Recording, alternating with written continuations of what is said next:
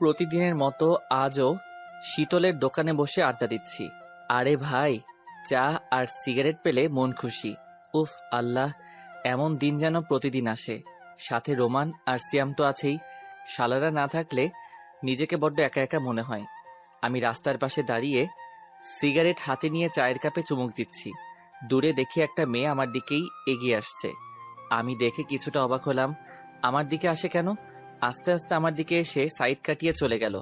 এটা দেখে আমার বেস্ট ফ্রেন্ডগুলা হাসতে লাগলো। ওই কুত্তাগুলো, হাসিস কেন? তোকে সাইড কাটিয়ে চলে গেল মাইয়াটা? এই দেখ রোমান, বাড়াবাড়ি করবি না বলে দিচ্ছি। আচ্ছা এবার রোমান আমার কাছে এসে, দোস্ত, আমার একটা মাইয়া পটাইয়া দে না। এই শালা, আমাকে কি দেখে দালাল মনে হয় নাকি? দালাল নয়, তবে তুই তো লাভগুলো। তুই কি এমন করিস যে তোর কথায় মেয়েরা ফিদা হয়ে যায়? দূর শালা, ওসব কিছু না। ভাই, ওই ট্যালেন্টটা আমায় দে না কিছুদিন ধার। হ্যাঁ, এই কথাটা ঠিক। আমি প্রচুর ফ্লার্টিং করতে পারি, তবে লাভগুরু কিনা জানি না। এখন কোনো গফটফ নেই, সব ছাইরা চলে গেছে ওই একটু বেশি ফ্লার্টিং করার জন্য। আমি রোমানের দিকে তাকিয়ে, ওই দেখ একটা মেয়ে আসছে, যা ওর সাথে ফ্লার্টিং কর। তুই ইয়ারফোনটা কানে লাগা, আমি বলে দেব ফোনেতে, আর শুনে শুনে তাই বলবি তুই। ধন্যবাদ ভাই। শালা এমন খুশি হচ্ছে যেন আমি আমার বিয়ে করা বউকে ওর হাতে তুলে দিচ্ছি। হ্যাঁ দোস্ত, যা এবার। সিয়াম ওখান থেকে আমার আর রোমানের কাণ্ড কারখানা দেখছে। ওই মেয়েটা আস্তে আস্তে আমাদের দিকে আসছে। আমি, এই যা। দোস্ত প্লিজ এটা পটাইয়া দিস। জি দোস্ত, তুই যা তো আগে শালা। রোমান সোজা মেয়েটার সামনে গিয়ে পদ আটকিয়ে, অব্র কিছু বল। শালা কুত্তার বাচ্চা, তোর কোনোদিন কোনো মেয়ে পড়বে না। হাত এগিয়ে হাই কর। আমার কথা মতো হাত এগিয়ে হাই বলতেই শালা রোমানের গালে একটা এত বড় থাপ্পড় পড়লো। আমি তাকিয়ে হেসেই যাচ্ছি, আর ওদিকে সিয়াম হাত পা তুলে হাসছে। রোমান বেচারা গালে হাত দিয়ে দাঁড়িয়ে আছে। শালার চোখে দেখি পানি এসে গেছে। না, আমি আর থাকতে পারছি না। এত ভাব এই মাইয়ার, আমাকে যেতে হবে দেখছি। আমি রোমানকে, তুই চলে আয়, আজ তোর প্রতিশোধ আমি নিবই। রোমান মেয়েটার সামনে থেকে চলে আসতেই মেয়েটা চলে যেতে লাগলো। অবশ্য আমি মেয়েটাকে ভালোভাবে দেখিনি এখনো, শুধু দেখেছি মেয়েটার পিঠে একটা ব্যাগ আছে আর মোবাইল টিপে টিপে আসছিল। আমি পিছন থেকে, ওই মাইয়া। মেয়েটা ঘুরে রাগি লোক দিয়ে। কি? আমি কাছে গিয়ে, এটা কি আপনার আব্বুর কেনা রাস্তা নাকি? যাকে তাকে এভাবে? পুরো কথাটা আমায় বলতে না দিয়ে মানে? আমি এবার মেয়েটার দিকে তাকাতেই, ও ভাই সাব, প্রথমে ঠোঁটের দিকে নজর গেল। ভাইরে, এর ঠোঁট তো কাশ্মীরি আপেল। না মানে যাকে তাকে এভাবে ক্রাশ খাওয়াচ্ছেন। রোমান কলে আছে এখনো। ও চিৎকার করে, হারামি, আমি জানি তুই নিশ্চয়ই ফাইটিং করবি। আমি কথা কানে না নিয়ে মেয়েটার মুখের দিকে তাকিয়ে রইলাম। মেয়েটা আমার দিকে খানিক রাগি লুক দিয়ে, ক্রাশ খেলে সেটা আপনার দোষ, ছাড়েন পথ। জি জানি আমার দোষ, তবে আপনারও কিছু কম দোষ নাই। আমি আবার কি দোষ করলাম? এই দিনের বেলায় যদি কেউ চাঁদ দেখতে পায়, সে তো ক্রাশ খাবেই। মেয়েটা মাথা নিচু করে মুখ থেকে চুলগুলো একটু সরিয়ে, মোটেও আমি চাঁদ না। নিজেকে আয়নায় গিয়ে একবার দেখেন, চাঁদ কিনা বুঝতে পারবেন। মেয়েটা হালকা মুচকি হাসি দিয়ে, তাই? এদিকে রোমান আবারও চিৎকার করে। দোস্ত, তুই তো আমার জিনিসে হাত লাগাবি না, ওটা তোর ভাবি। আমি রোমানের কথা শুনে হালকা কেশে, হুম, সব জিনিস সবার হয় না রে পাগলা, সেটা নেয়ার জন্য ভাগ্য থাকতে হয়। মেয়েটি কিছু বুঝতে না পেরে, কিছু বলছেন? কই কিছু না। আমি মুচকি এসে হালকা আমার চুলগুলো ঠিক করে। মেয়েটি এবার চলে যেতে চাইলে, ওই মেয়ে শোনেন, কি? রাস্তাঘাটে বের হয়েছেন, এই নিন আমার রুমালটা। এটা বলে আমি রুমাল বের করতেই, আপনার রুমাল আমার লাগবে কেন? এত সুন্দর ফেস নিয়ে বাইরে বের হয়েছেন, চাঁদের গায়ে দাগ লাগলে কি ভালো লাগে বলেন? মেয়েটা হাসছে মুচকি মুচকি। তার মানে মেয়ে তো আস্তে আস্তে পড়ছে। তাই? আচ্ছা, আপনি ক্রিম খান না মাখেন? কেন? না মানে শুধু ভাত খেলে তো এত সুন্দরী হওয়া যায় না, তাই ভাবলাম আপনি ক্রিম খান হয়তো। ভাইরে, মেয়েটা পুরোপুরি হেসেই চলেছে, আমার মুখের দিকে তাকাতে পারছে না, শুধু মোবাইলের উপর আঙুল ঘষছে। আচ্ছা, মাথায় এভাবে নিচে নামায় থাকেন কেন? সূর্যের আলো পড়লে যে মুখটা কালো হয়ে যাবে, সেটা তো আমি থাকতে হতে দিতে পারি না। এটা বলার কারণ যাতে মেয়েটা মোবাইল থেকে মন সরিয়ে আমার দিকে মন দেয় আর মাথাটাও তোলে। ভাইরে, এসব ট্যালেন্ট। মেয়েটাও হাত বাড়িয়ে, হ্যালো, আমি ঈশা। বাহ, খুব সুন্দর নাম তো। আপনারটাও। দেখেন আবার ক্রাশ খাইয়েন না। হঠাৎ সিয়াম আর রোমান আমাদের সামনে এসে, অব্রকে একদম বিশ্বাস করবেন না। একটু আগে বলেছিল আপনি দেখতে পুরো ডাইনির মতো, মানে আপনাকে ওই দূর থেকে দেখে ও আমাদের সাথে শর্ত লাগিয়েছিল আপনাকে পটাবে বলে। ও এমন অনেক মেয়ের সাথেই করে থাকে। শালা, কুত্তাগুলো এভাবে আমাকে ডুবাচ্ছিস? দেখে নেব। আমি ওদের দিকে একভাবে তাকিয়ে আছি। আমি ঈশার হাত দুটো ধরে, ঈশা, আমি ওরকম পোলা না, আমি অনেক ভালো ছেলে, আমাকে বিশ্বাস করেন। রোমান আমার পিঠে একটা ঘুষি মেরে, শালা, মিথ্যা বলা হচ্ছে। ঈশা আর কোনো কথা না বলে চলে যেতে লাগলো রেগে। আমি এবার নিজের রাগী মূর্তি ধারণ করলাম। শালা কুত্তার বাচ্চারা, আজ তোদের মেরেই ফেলবো। রোমানের চুল ধরে সিয়ামকে লাথি মারছি। রোমান বলছে, আমি এটা হতে দিতে পারি না। আমি ওই মাইয়াকে খুব ভালোবাসি। হ্যাঁ রে কুত্তা, হারামি, এক দেখে তো ভালোবাসা হয়। জি ভাই, আমি রিয়েল লাভার। আমার এক দেখাতেই ভালোবাসা হয়। ও তাই নাকি? তাহলে প্রিয়াকে এই কথাগুলো গিয়ে বলি। এই কথাটা বলার সাথে সাথে রোমান চুপ হয়ে গেল, কারণ প্রিয়ার সাথে রোমান রিলেশনে আছে। তবুও আরো প্রেম করবে শালা। আমি আরো একবার, ওয়েট, ফোন দিচ্ছি। ভাইরে, এটা বলার সাথে সাথে আমায় পা ধরে, ভাই প্লিজ বলিস না, আমায় তাহলে আর বাঁচিয়ে রাখবে না। কেন? ব্রেকআপ করে দেবে তো ব্যাস, এতটুকুই। রোমান আমার পা আরো টিপে আঁকড়ে, ভাই ব্রেকআপ করবে না ও, আমায় ধরে আমার বেল্ট খুলেই আমাকেই পেটাবে। আসলে হয়েছে কি, প্রিয়া আর রোমানের রিলেশন আজ প্রায় 6 বছর। ওদের দুদিন ছাড়া ব্রেকআপ আর প্যাচআপ। একে অপরকে খুব বেশি ভালোবাসে। আর প্রিয়া রোমানকে রোমানের থেকেও বেশি ভালোবাসে। যা কিছুই হোক না, রোমানকেও ছেড়ে যাবে না। কিছু ভুল করলে উল্টো রোমানকে শিক্ষা দেয়। তাই ওই ভয় নিয়ে আমার কাছে ভিক্ষা চাইছে। আমি একটু ভাব দেখিয়ে, ওকে মাম্মা, তবে একটা শর্ত আছে। কি শত দোষ? আজ চায়ের দাম আর সিগারেটের দাম তোর খাতায় উঠবে। ওকে দোষ। আমাদের খাতা খোলা আছে শীতলের দোকানে। ও ছিল আমাদের ক্লাসমেট, আর আমরা তো ওর দোকানের রেগুলার কাস্টমার। রোমান চিল্লে, শীতল, আমার খাতায় লেখ অব্র 4 সিগারেটের দাম। রোমান এবার দাঁত বের করে, দোষ, বলে দিছি, এরপর বলিস না প্লিজ। ওকে চল পাস। আর লজ্জার ব্যাপার। এবার সিয়ামের পালা। এই শালা, তুই কি যেন বলছিলি? কই কি? আপু। শালা কোনো জন্মে তোর আপু হয় শুনি? আর যদি আপু হয়, আজ থেকে তুই আমার শালা। এটা বলে ওর ঘাড় জড়িয়ে ধরতেই আমার আপুর কল এলো। মানে আমার বাসার চরম শত্রু। না, রিসিভ করতে মন চাইলেও রিসিভ করতে হবে। দেখো আবার কি কাজ যেন বলে। আসলে কি, আমার আপুর টিচার, খুব বড় টিচার না, মানে অনেক বড় টিচার, ঘন্টা টিচার। বাসায় যতক্ষণ থাকবো ততক্ষণ পিছনে লেগে থাকে। আমি ফোনটা রিসিভ করে নিজের মুডে, এই তোর প্রবলেম কি? অব্র তাড়াতাড়ি বাসায় আয়, পারবো না। প্লিজ আয় না, তোর জন্য একটা সারপ্রাইজ আছে। ভাই, আমি তো শুনেই অবাক। আমার জন্য আবার সারপ্রাইজ? যার কাছে একটা চকলেট নিয়ে মারামারি খুনোখুনি হয়ে যায়, আজ সে আবার সারপ্রাইজ দেবে? সত্যি তো? হ্যাঁ ভাই, সত্যি। আমি সিয়ামকে ছেড়ে ওদের বাই বলে বাসার দিকে এগোতে লাগলাম। ও, আপনাদের তো আমার পরিচয়টাই এখনো দেওয়া হয়নি। আমি হলাম অভ্রনীল ইসলাম। আমি পড়াশোনা বলতে সব জানতে চাইলে আমার প্রোফাইলে গিয়ে দেখে নিতে পারেন। আমি এবার বাসায় পৌঁছে দরজায় নক দিলাম। দেখি আপু দরজা খুললো। বেশ আমার দিকে তাকিয়ে হাসছে। যা বাবা, আমি কি কোনো জোকার নাকি? আমি তাড়াতাড়ি বাসায় ঢুকে, আপু সারপ্রাইজ কোথায় দে। আপু হেসে হেসে ওর রুমের দিকে এগিয়ে নিয়ে গিয়ে ওর রুমের ভিতরে গিয়ে দরজায় লক লাগিয়ে দিল। আমি কিছুই তো বুঝতে পারছি না। আমি মাথা চলকিয়ে, কই, কোথায় সারপ্রাইজ? এবার আপু চিৎকার করে, সারপ্রাইজ। আমি দেখেই তো শিহরিত। আহ, এ তো সেই মেয়ে ঈশা। এখানে কি করে? হাতে দেখি একটা লাঠিও আছে। আপু আমার 2 হাত ধরে নিয়ে, মার ঈশা মার, একে যত খুশি মার। আমি আপুর দিকে তাকিয়ে, বাহ আপু বাহ, এটা তাহলে মারার নিনজা টেকনিক সারপ্রাইজ হিসেবে? আহ, উ, আহ, আহু। বাইরে লাঠি দিয়ে আমাকে ঈশা মারছে আর বলছে, আইসে আমায় পটাইতে।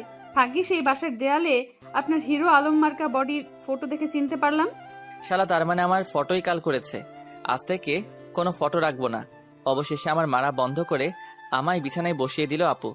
আর আপু হেসে, ছি অব্রুচ্ছি, মেয়ে পটাতে গিয়ে মেয়ের হাতেই মার খাস। আপু। তুই আমার সাথে কথা বলিস না।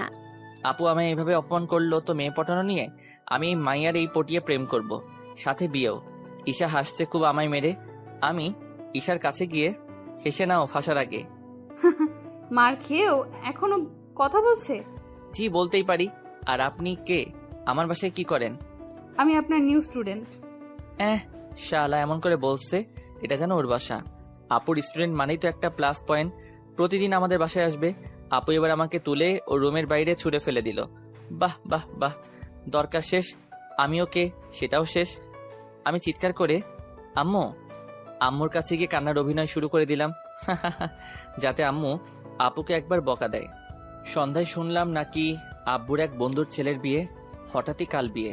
আমার বিয়ে বাড়ি যেতে একদম ভালো লাগে না, কারণ হইচই আমার সহ্য হয় না। আম্মু, আব্বু, আপু, আমি সবাই একসাথে বসে আলোচনা করছি ওসব বিয়ের ব্যাপার নিয়ে।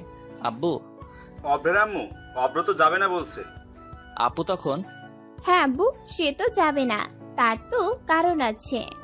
আমি ভ্রু কুচকে আপুর দিকে ইশারা করে, আপু অন্য কিছু বলিস না প্লিজ। আব্বু আমার দিকে তাকিয়ে, অভ্র কেন যাবি না তুই? বল তো সত্যি করে। উফ আব্বু, তুমি তো জানো আমার বিয়ে বাড়িতে যেতে একদম ভালো লাগে না। আপু আমাদের কথার মাঝেই, আব্বু ওসব কিছু না, দেখো আমরা চলে যাওয়ার পর তোমার বৌমাকে আমাদের বাসায় নিয়ে আসে কিনা। আমি আপুর কথাটা শুনে আশ্চর্য হয়ে গেলাম। আপু জানে আমার কোনো গফ নাই, তবুও কেন এসব বলছে? আব্বু, তুমি তোমার মাইয়াটাকে বিয়ে দিয়ে কবে দূর করবে বলো তো? আপু তখনই, এই শোন অব্র, বাসাটা তোর একার নয়, এতে আমারও ভাগ আছে। বেশি বকিস না তো, যা তোর ভাগ নিয়ে বাসা থেকে বিদায় নিয়ে তো। আপু আরো রেগে গিয়ে, হ্যাঁ চলে যাব, দেখে নিস। আম্মু আমাদের চিৎকার চেঁচামেচি দেখে এই তোরা চুপ করবি? আমি আম্মুর দিকে তাকিয়ে, আম্মু ও তাহলে আমার নামে যাতা বলবে কেন শুনি? আব্বু আপুকে ধমক দিয়ে, নীলিমা, তুই অভ্রের নামে যা তা বলছিস কেন? আপু এবার, ও বুঝলাম, ও বাসার ছোট ছেলে তো, তাই ওকে কিছু বলবা না, আমি গেলাম। এটা বলে আপু রেগে চলে গেল রুমে। আমি আপুকে, যা যা বাসা থেকে বেরিয়ে যা, তোর মতো আপু আমার লাগবে না। আপু আমার দিকে না তাকিয়েই রুমে চলে গেল। আব্বু আমাকেও ধমক দিয়ে, নীলিমা তো ঠিকই বলেছে। যাহ বাবা, ঠিকই মানে? ঠিকই মানেটা হলো এখনকার পোলাপানরা তো এমনই, বাসায় কেউ না থাকলে এটা ওটা এনে করে। এটা ওটা মানে? আব্বু একটু লজ্জা পেয়ে তবুও গম্ভীর হয়ে, কাল আমাদের সাথে যাচ্ছিস, এটাই আমার শেষ কথা। আব্বুর কথাই শেষ কথা, না গেলে আমার সারাটা জীবনের জন্য ভাত বন্ধ করে দেবে, তাই মানতে বাধ্য হলাম। আচ্ছা আব্বু। এবার আমিও রুমে চলে গেলাম পড়ার নাম করে। জীবনেও মনে হয় বইয়ের একটা পাতাও উল্টাইনি। বললাম না পড়তে এসেছি। মোবাইল নিয়ে পাবজি অন করে দিলাম। আজ ইউটিউবে দেখলাম কিভাবে তাড়াতাড়ি কেডি বাড়ানো যায়, তাই সেভাবে খেলছি। খেলতে খেলতে ডিনারে কখন যে টাইম এসে গেল আমি বুঝতেই পারলাম না। আম্মু খাবারের টেবিল থেকে ডাকছে। আমাদের ফ্যামিলির একটা নিয়ম আছে, লাঞ্চ একসাথে না হলেও রাতের ডিনার একসাথে হওয়া চাই, না হলে আব্বু খুব বকা দেবে। তাই আমি গেমটা পুরো না খেলেই তাড়াতাড়ি খাবার টেবিলে চলে এলাম। দেখি আপু আসেনি। কি ব্যাপার? আম্মু আব্বু সবাই অনেক ডাকাডাকি করছে, কিন্তু আপু একটু সাড়া দিচ্ছে না। আমি আম্মু আব্বুকে থামিয়ে, আব্বু আম্মু তোমরা থামো, আমি যাচ্ছি আপুকে আনার জন্য। আমি আপুর রুমের সামনে যেতেই দেখি রুমে খিল দেওয়া আছে। আমি চিৎকার করে, আপু, এই আপু। আপু চিৎকার করে, তুই আমায় আপু বলে ডাকবি না বলে দিচ্ছি। আচ্ছা ডাকবো না। নীলিমা দরজাটা খোল। না। ডিনার করবি না? না। করবি না তো করবি না, তাতে আমায় যায় আসে না। তোর রুমে আমার কিছু বই আছে, সেগুলো নিতে এসেছি। এটা বলার কারণ যাতে আপু দরজাটা খুলে। আমার আর আপুর মধ্যে যতই ঝগড়া হোক একে অপরকে ঠিক মানিয়ে নেই। আপু আমাকে বড্ড ভালোবাসে, তাই আমার এতটুকু কথাতেই কষ্ট পায়। এরপর দরজাটা খুলে দিল আপু। আপুর চোখগুলো হালকা ভিজে। ও আমার দিকে না তাকিয়ে বিছানায় গিয়ে বসে পড়ল। তোর যেখানে বই আছে নিয়ে যা তাড়াতাড়ি। আমি আপুর পাশে বসে, আপু রাগ করেছিস? আমি কেন রাগ করব তোর উপর? তুই তো আমার কেউ না। জানি তো আমি কেউ না, তবে কিন্তু তোর বরের তো শালা। বেশি রাগাস না। আমি এবার আপুর গাল দুটো জোর করে খামছে। ওলে বাবালে, আমার আপুটা রাগ করেছে। অব্র ভালো লাগছে না। আমি আস্তে আস্তে, তোর ওনার সাথে বুঝি ঝগড়া হয়েছে? আপু মুচকি হাসি দিয়ে, তা জেনে তোর লাভ কি? আমার কোনো লাভ নেই। এই যে আপু শোন না। বল কি হয়েছে? না তুই রাগ দেখাচ্ছিস, বলবো না। আচ্ছা রাগ দেখাচ্ছি না, এবার বল। বলছি যে তোর যে বপ আছে না, তার তো একটা কিউট বোন আছে। তো এটা পুরো হিরো আলমের মতো, এত ভাব দেখাস না, তোকে শুট করে না। আমি আরো একটু ভাব দেখিয়ে খারাপ মানুষরা ভালো মানুষদের দেখতে পারে না। আমি একটা স্টাইলিশ পোলা, আর তুই হলি একটা আনস্টাইলিশ মাইয়া। তুই এসবের কি বুঝবি রে? আপু জানে আমাকে সে কখনোই ঝগড়াতে হারাতে পারবে না, তাই একটু আপু ভাব দেখিয়ে। বলছি তোর দুলা ভাইয়ের বোনকে কখনো দেখেছিস? কি ব্যাপার, হঠাৎ এমন কথা কেন? কিছু তো কেস আছে না? তো তুই তো মাঝে মাঝে বলিস আমার একটা কিউট ননদ আছে, তাই আর কি। ওহ, তা কাল তুই বিয়ে বাড়িতে যাচ্ছিস তো? আব্বু তো বলেছে যেতে, কিন্তু আব্বুকে কাল সকালে মানিয়ে নিব। আপু হেসে, না গেলে কিন্তু একটা বড় জিনিস মিস করবি। কি মিস করবো আপু? ওটা বলা যাবে না। আর তুই আমার ননদকে দেখিয়েছিস? দূর, তুই কবে দেখা করালি তোর ননদের সাথে? দেখা করাইনি, তবে তুই নিজেই দেখেছিস। আপু তুই ফান করছিস আমি জানি। আচ্ছা, ফান তো ফান। আর শোন, কাল ওই বিয়ে বাড়িতে আমার ননদ আসবে। ফাউল বকিস না তো, আমি গেলাম। এটা বলে আমি রুমে চলে এলাম। শালা কি যাতা বলে, আমাকে বিয়ে বাড়িতে নিয়ে যাওয়ার জন্য দেখি সবাই উঠে পড়ে লেগেছে। আরে ভাই, আমি একটা জিনিস তো বুঝে উঠতে পারছি না, আমি না গেলে সবার এত কেন প্রবলেম হচ্ছে। আবার এদিকেও ভাবছি আপুর কথা যদি সত্যি হয়, ধুর, আপু তো আমার সাথে সকালেও মজা করছিল আর এখনো করছে, কিন্তু যদি সত্যি হয়, দূর, যাবো না ওই বিয়ে বাড়ি। পরের দিন সকাল হতে না হতেই আব্বুর ডাকাটাকি শুরু। অভ্র, এই অভ্র, আমি ঘুমের মধ্যেই আব্বু ডাক শুনে চোখ খুলেই, হ্যাঁ হ্যাঁ হ্যাঁ আব্বু। তাড়াতাড়ি বাইরে বেরিয়ে আয়। আমি আব্বুর কথাটা শোনার সাথে সাথে আব্বুর সামনে গিয়ে মাথা নিচু করে আছি। শালা এখনো চোখগুলো ঢুলঢুল করছে। আব্বু রেগে, এই যে লাট সাহেব, কটা বাজে খেয়াল আছে? এই তো আব্বু, মোটে এই সকাল 7টা বাজে। আব্বু আরো রেগে, বলছি 7টা নয়, এখানে বাজে 11টা। হায় আল্লাহ, এর মধ্যে 11টা কিভাবে বাজে? এদিকে আপু কাটা ঘায়ে নুনের ছিটা দেওয়ার জন্য। সারা রাত যদি ফোন নিয়ে এটা ওটা করে, তাহলে তো বাবু সকাল সকাল ঘুম ভাঙবে কিভাবে শুনি? আমি আপুর দিকে তাকিয়ে, এই তুই চুপ করবি?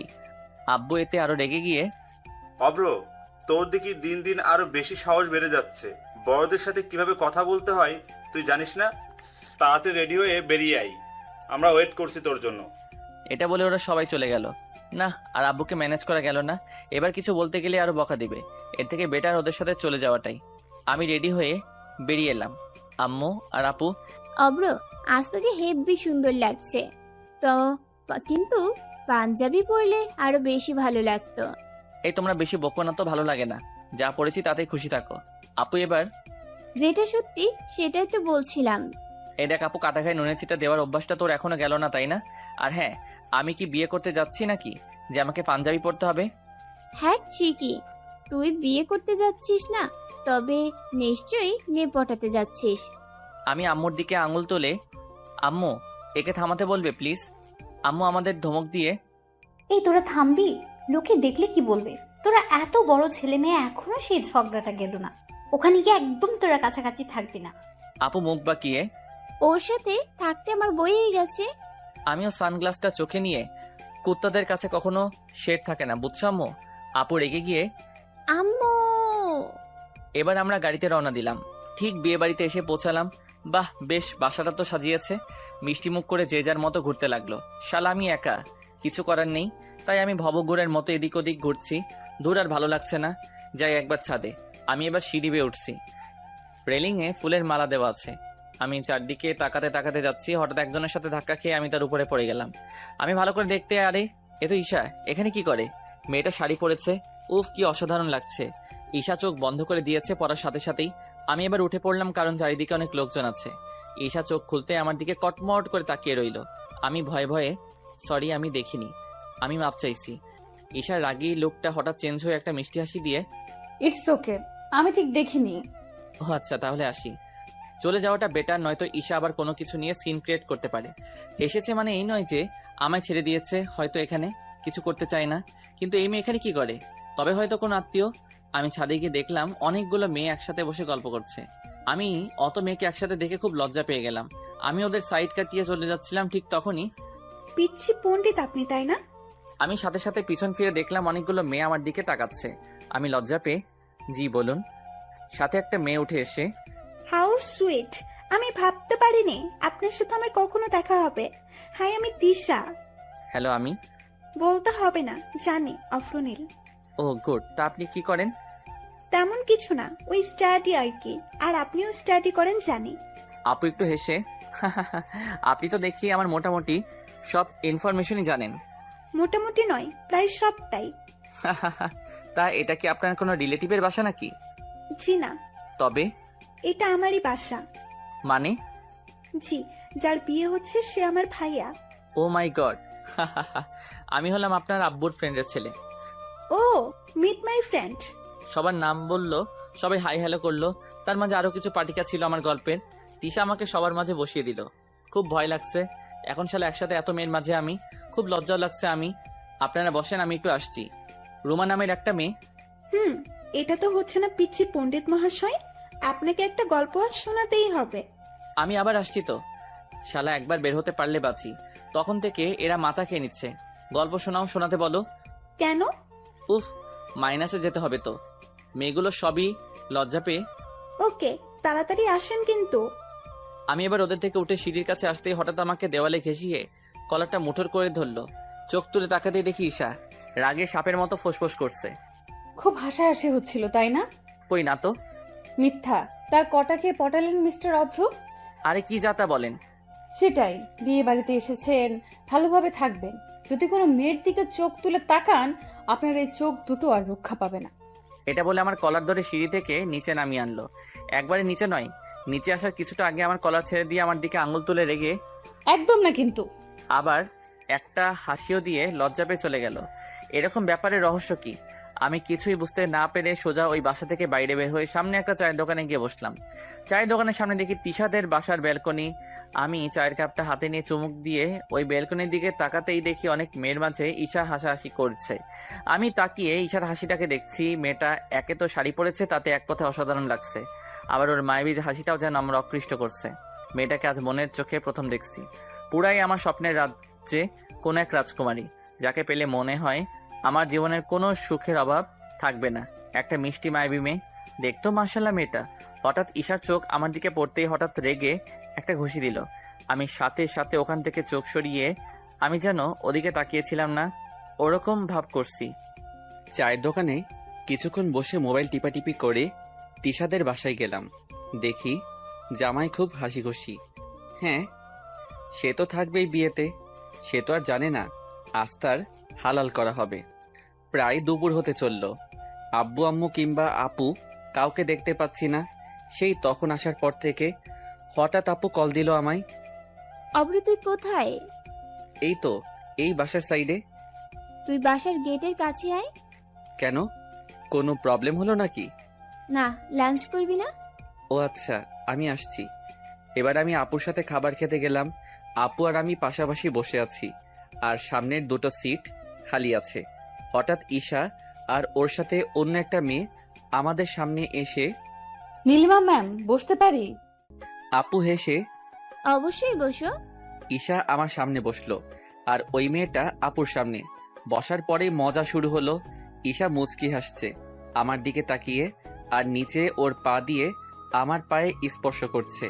ভাই রে, আমার তো খুব কাতুকুতু লাগছে। আমি পা যতবার সরাচ্ছি ততবার ঈশা আরো এগিয়ে আসছে। আপু কিছু একটা বুঝতে পেরে, অভ্র, এনি প্রবলেম? আমি মুখে খাবার নিয়েই, না না না না, কোনো প্রবলেম নয়, তুই খা।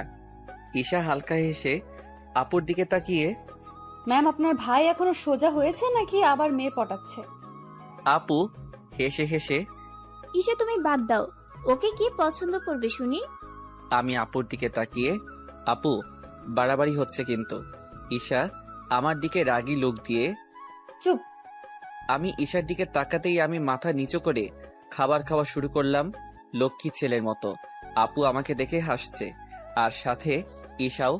আমি পুরো খাবার না খেয়েই ওখান থেকে উঠে চলে এলাম। কেন জানি না, ঈশার সামনে থাকতে কেমন একটা ফিল হচ্ছিল আমার উঠে চলে আসা দেখে ঈশাও উঠে চলে গেল। আমি হাত মুখ ধুয়ে বাসার পিছনে গেলাম। কিছুক্ষণ পর ঈশাও এসে, কি ব্যাপার? কই কিছু না তো। তাহলে এখানে? খুব গরম তো। ও তাই? তা ঠান্ডা করে দেব নাকি? আমি একটু হেসে, করে দিলে তো ভালোই হয়। ঈশাও হালকা হাসি ঠোঁটের কোণে। ঈশা, আজ না তোমায় অপরূপ সুন্দর লাগছে শাড়িতে। এতক্ষণ মনে হচ্ছিল না, তুমি এখন বললে। এখন মনে হচ্ছে সত্যিই সুন্দর লাগছে তাহলে। তাই? হুম। তা ঈশা, একটা কথা বলবো? জি বলো। তুমি হাসলে না অনেক সুন্দর লাগে। যদি না কিছু মনে করো, এক টুকরো হাসবে। তাতে কি হবে শুনি? তাতে একজনের মনটা আরো খুশি হবে। তাই? এই শোনো না, বলো। আমি মজা করে আমার আম্মুর বোমা হবে। ঈশা আমার দিকে আশ্চর্য হয়ে তাকিয়ে, মানে? আমার আম্মুর বোমা হবে? না। ওকে, অন্য মেয়ে দেখবো তাহলে। এটা বলে আমি ঈশার থেকে দূরে চলে এলাম। আমায় এখানে নিয়ে এলে? কেন নিয়ে এলাম মানে? তোকে কি সব বলতে হবে নাকি? আমি এবার ঈশার উপর রেগে গেলাম খুব। তখন থেকে বক বক শুনেই যাচ্ছি।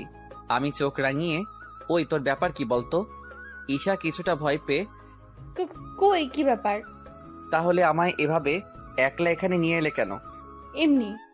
তোর টাইম নষ্ট শুধু শুধু। এবার আমি বরের কাছে চলে এলাম। আবারও দেখি ঈশা শুধু আমার দিকে তাকিয়ে আছে, আর আমার চোখ ওর দিকে পড়তেই ও চোখ সরিয়ে নিচ্ছে ভয়ে। কিছুদিন আমি ঈশার সাথে কোনো রকম কথাবার্তা বলিনি আর যখন ওই মেয়ে আমার বাসায় আসে টিউশন পড়তে, তখন আমি বাইরে বের হয়ে যাই, তাই চাইলেও আর হয় না। একদিন আমি একটু তাড়াতাড়ি বাসায় চলে গেলাম। আপু একা আছে, আব্বু আম্মু বাইরে গেছে। আর আজ আপু টিউশন পড়ায় না। আমি বাসায় গিয়ে চিৎকার করে, ওই আপু পানি নিয়ে আয়। আপুর সাথে সাথে ও রুম থেকে চিৎকার করে। ওই এত চিৎকার করার কি আছে রে? চিৎকার করব না তো কি করব? চিৎকার করবি তো বাসায় একটা ভাবি নিয়ে আয়। আমিও দাঁত কেলিয়ে, সে তো আনবই তোর ননদকে। আমি জামাটা খুলে আপুর রুমের দিকে যেতেই, ভাইরে, আজ তো আমার পুরাই ইজ্জত মাটিতে মিশে গেল। আরে ঈশা এখানে কি করে? ধুর ভাই। আমি তাড়াতাড়ি আমার দুটো হাত আড়ালে দিয়ে পুরো বুকটা ঢাকার চেষ্টা করলাম। আমি আমতা আমতা করে, আপু শোনো না একটা কথা। এবার আপু বাইরে বের হয়ে আসতেই, এই কুত্তি, বাসায় ওই মেয়ে কি করে এই ছুটি দিনে? Special class. তো আগে বলবি তো যে তোর স্টুডেন্ট আজ এসেছে। সেটা বললে তো আজ তোকে ওইভাবে তোর কঙ্কাল বডির দর্শন করাতে পারতাম না। আপু দেখ, মজা করবি না। ওলে বাবালে। এই আপু শোন না, বল। বলছি তুই একটু বাইরে বস না। কেন? ওই যে তোর স্টুডেন্ট, শালা ভয় লাগছে পুরো কথাটা আপুকে বলতে। কি স্টুডেন্ট? না মানে মানে কি? তোর স্টুডেন্টকে আমি খুব পছন্দ করি, আর সেও করে, কিন্তু বলতে পারছি না। প্লিজ আপু, আমি ওর সাথে একটু একা টাইম দিতে চাই, প্লিজ প্লিজ। আপু হেসে হেসে হালকা কাশি দিয়ে, না এসব হবে না। সাথে সাথে আমি আপুর পায়ে ধরে, প্লিজ আপু। এবার দেখি আপু ভাব দেখিয়ে, হতে পারে, তবে তুই কথা দে আজ থেকে কোনো কষ্ট দিবি না আমাকে। আর দেব না প্লিজ আপু। কান ধরে উঠবস কর। বাহ বাহ বাহ, শালা, এইভাবে প্রতিশোধ আমিও দেখে নিব রে আপুর বাচ্চা। আমি আপুর দিকে রাগী লুক দিয়েও হাসি মুখে কান ধরে উঠবস করছি, আর আপু আমাকে ভাব দেখিয়ে ভালো করে কর। অবশেষে কান ধরে উঠবস শেষ করে। আপু আমি এখন তাহলে যাই। দেখ এবার আবার জুতা পেটা খাইস না যেন। আপু, কুত্তি। তুই জীবনেও পারবি না কিছু করতে। আমি আপুর সাথে কিছু কথা না বলেই আপুর রুমে ঢুকে গেলাম। আমি ঢুকতেই ঈশা মুখ ঘুরিয়ে, এসে গেছে বজ্জাত পোলা। আমি ঈশার গা ঘেঁষে বসতেই রেগে, এই আপনি আমার গা ঘেঁষে বসছেন কেন? যা, এখন তুমি থেকে আপনি। এই কয়দিন আগে এত গায়ে পড়ে যাচ্ছে, এখন আবার দূরে ঠেলে দিচ্ছে। সত্যি আজ একটা কথা প্রমাণিত হলো, মেয়েদের মন বোঝা নয় রে নয় সোজা। কেন, আগুন জ্বলছে নাকি? জি জ্বলছে। ক্ষতি না, রুমের লাইট অফ করে দিচ্ছি, এই আগুনের আলোতেই পড়া ভালো হবে। ঈশা আরো রেগে, এই যে মিস্টার, কে আপনি? উঠেন এখান থেকে। হুম, আমি উঠবো না। আজ তো আমি তোমাকে তুলে আজ উঠবো। তুলে মানে? পটিয়ে উঠবো। বাইরে ঈশা পুরো রাগে ফুলে যাচ্ছে আস্তে আস্তে। আমি মজা করে, আচ্ছা ঈশা, তুমি জানো কি, তুমি রাগলে তোমার গাল লাল হওয়ার রহস্য কি? কি রহস্য শুনি? রাগের মধ্যে ভালোবাসা, আর তুমি রেগে গিয়েও আমায় ভালোবাসা ফিল করাচ্ছ। কারণ লাল হলো সর্বদা ভালোবাসার সংকেত। ঈশা এটা শুনে কিছুটা হালকা মুচকি হেসে আমার তো কাজ নেই যে আপনাকে ভালোবাসা দেখাতে যাব। ভালোবাসা দেখাতে যাবে কেন? তুমি তো আমায় ভালোবাসো। ঈশা মাথা নিচু করে, না, আমি ভালোবাসি না। তাহলে আমি বাসি তোমায়। কোনো দরকার নেই। কিন্তু আমার তো দরকার আছে। তো তো মানে জীবনে তোমার হাত ধরে চলতে চাই, তোমার সাথে আমার সব সুখ দুঃখ ভাগ করতে চাই। আমি পাশে পেয়ে সর্বদা বলবো তুমি থাকলে সব কঠিনই আমার সহজ হয়ে আসে। নিবিড় অন্ধকারে বইয়ের মতো মোলাটে তোমায় আটকে রাখতে চাই, যাতে কেউ তোমায় না কেড়ে নিতে পারে। জীবনের প্রত্যেকটা আনন্দ ভাগ করে নিতে চাই। শত ঝগড়া হলেও তুমি অভিমান করলে তোমায় মানিয়ে নিতে চাই। আমার জীবনে তোমার হাসিটা সারা জীবনের মতো করে নিতে চাই। ওই রেগে গেলে মুখটা, মায়াবী মুখটা দেখার সারাটা জীবন অধিকার পেতে চাই। ভালোবাসি কিনা জানি না, তোমার জন্য মাঝে মাঝে আমার হৃদ মাজারটা কখনো কখনো কেঁপে ওঠে। আর তোমার একটা রঙিন ছবি আমার নিজের অজান্তেই এঁকে ফেলেছি। ঈশা আমার কথাগুলো শুনে কিছুটা থতমত খেয়ে আমার দিকে হা হয়ে তাকিয়ে রইল। মেয়েটার এতক্ষণ ঝগড়া করতে করতে পুরাই মুখটা ঘাম ভর্তি হয়ে গেছে। আমি রুমালটা বের করে ওর মুখটা হালকাভাবে মুছে দিলাম। ঈশা এখনো আমার দিকে তাকিয়ে আছে। ঈশার আমি বাম হাতটা ধরতেই ঈশা ওর দুটো চোখ বন্ধ করে দিল। আমি ওর গালে পড়া চুলগুলো সরিয়ে দিয়ে ওর গালে হাত রেখে আমার ফেসটা ওর ফেসের সামনে নিয়ে যেতেই ঈশার শ্বাস প্রশ্বাস বেড়ে গেল। মেয়েটার প্রতিটা গরম শ্বাস আমার মুখের উপর পড়ছে। আমি আরো কাছে নিয়ে গেলাম। ঈশা আমার হাত আরো জোরে এবার নিজে চেপে ধরলো। আমি ঈশাকে এবার একটা কিস করতে যাব, ঠিক তখনই অনেক হয়েছে, এবার বাইরে যা। ভাইরে, আমি আপুকে দেখে পুরাই লজ্জায় লাল হয়ে গেছি। আর ঈশাও মাথা নিচু করে আছে। আপুও অবশ্য অন্যদিকে তাকিয়ে আছে। আমি আর কোনো কিছু কথা না বলে মাথা নিচু করে আপুর সামনে দিয়ে চলে এলাম। আমি বাইরে এসে বসে আছি, কিন্তু মন মানতে চাইছে না। শুধু মেয়েটাকে দেখতে মন চাইছে। তবু কিছু করার নেই। রাতে ডিনার কমপ্লিট করে গেম খেলছি। আজ তাড়াতাড়ি ঘুম পাচ্ছে। এখন বাজে 11:30। গেম অফ করে আমি ঘুমিয়ে পড়লাম। কিছুক্ষণ পর ফোনটা বেজে উঠল। আমি ফোন রিসিভ করে ঘুমের ঘোরে হ্যালো কে? তখনই ওই পাশ থেকে একটা মিষ্টি মেয়ের আওয়াজ ভেসে এলো আর বলল, হ্যাপি বার্থডে আমার কুচুপুচুটা। চার শালা, আমি তো পুরাই ঘাবড়ে গেলাম। আমি আবার কবেকার কুচুপুচু হলাম? হয়তো অন্য কাউকে ফোন দিতে গিয়ে আমায় ফোন দিয়েছে। শালা ঘুমের 12টা বাজিয়ে দিল মাইরি। ও হ্যালো, আমি কারোর কুচুপুচু না, রং নাম্বার। এটা বলে ফোন রেখে দিলাম। আবার সাথে সাথে ফোন দিল, নিশ্চয়ই ওই মেয়েটা। আমি ফোনটা তুলে রেগে, ওই বললাম না রং নাম্বার এটা। হ্যাপি বার্থডে আমার কুত্তা ভাই, অনেক ভালো থাকিস ভাই। আর সব ফাইজলামিগুলা অফ করিস। আল্লাহর কাছে দোয়া করি এবার যেন মাইয়ার জুতা খাওয়া বন্ধ করে একটা মাইয়া তুলতে পারিস। এই কে আপনি? ওই কুত্তা, আমি তোর আপু। আজ 23শে আগস্ট, তোর বার্থডে। তুই কিভাবে ভুলে গেলি? এটা শুনতে আমি শক। ও মাই গড, আমার শুভ পয়দা দিবস! হায় আল্লাহ, এত শোকের দিনটা আমি কিভাবে ভুলে গেলাম। তার মানে ওই মেয়েটা কে ছিল? ঈশা নাকি? আমি সাথে সাথে হ্যাঁ হ্যাঁ হ্যাঁ, ধন্যবাদ ধন্যবাদ, ফোন রাখ আর গিফট রেডি রাখিস। এটা বলে আপুর কলটা কেটে আমি ওই নাম্বারটায় ফোন দিলাম। ফোন রিসিভ করতেই হ্যাঁ হ্যাঁ হ্যালো, ওই পাশ থেকে একটা অভিমানী স্বরে, কি হয়েছে, রং নাম্বার? সরি বাট আপনি কে বলবেন প্লিজ? জানি না। উফ, বলুন না ঈশা। বললাম না জানি না, ভেবে দেখুন কে হতে পারে। ও আমার সাথে বাটপারি? আমিও কম নাকি? আমিও পিচ্ছি পণ্ডিত, কিভাবে বার করতে হয় আমি খুব ভালোভাবে জানি। ও তোয়া নাকি? হ্যালো বাবু বলো। সাথে সাথে ফোনের স্পিকার ফেটে কুত্তার বাচ্চা, আমি ঈশা বলছি। এই তুয়াকে? তোমার সতীন। কি? হা হা হা, শোনো না, কি হয়েছে? এভাবে রাগ দেখিয়ে কথা বলছো কেন? আজ তো আমার বার্থডে, আজ অন্তত আমায় কষ্ট দিও না। ঈশা এবার হাসি মুখে, আচ্ছা বাবা বলো। আমার গিফট কোথায়? আছে তো। কি গিফট? কাল জানবে, আজ তো দিতে পারবো না। আচ্ছা বলো না কি সেটা। যা হোক হবে। কিস নাকি?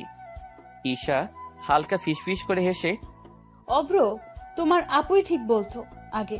তুমি না অনেক ফাজিল। আগে বলতো মানে? কিছু না, তুমি যাকে সব সময় বিয়ে করতে চাইতে হয়তো তাকে আজ তুমি পেয়েছো। বুঝলাম না। বোঝা লাগবে না, বলো না। উফ, পাগল একটা। সেটা তো জানি, আমার জন্য। জি না। এটা বলে আমি ফোনটা রেখে দিলাম। ঈশাকে একটু রাগানোর জন্য কাল আমায় মনে হয় মেরে ফেলবে। আজ খুব খুশি হলাম জীবনের প্রথম কোনো ভালো লাগা মানুষের উইশ পেয়ে। এবার মোবাইলটা অন করতে দেখি রোমান আর সিয়ামের মেসেজ। কিরে চুতিয়ার, যে পেয়ে কি আমাদের ভুলে গেলি নাকি? কলে বিজি যে। যাই হোক, শুভ পয়দা দিবস আমার জানেমান শত্রুদোষ। মামা, ট্রিট কালকে দিতেই হবে। অন্য বছরের মতন টাকা নাই বলে পার পাবি না। রোমানের মেসেজ আমি রিপ্লাই দিলাম। এবার সিয়ামের পালা। শালা অব্রের বাচ্চা, জীবনে অবনতিই করে গেলি, তার সাথে আমাদেরও করলি।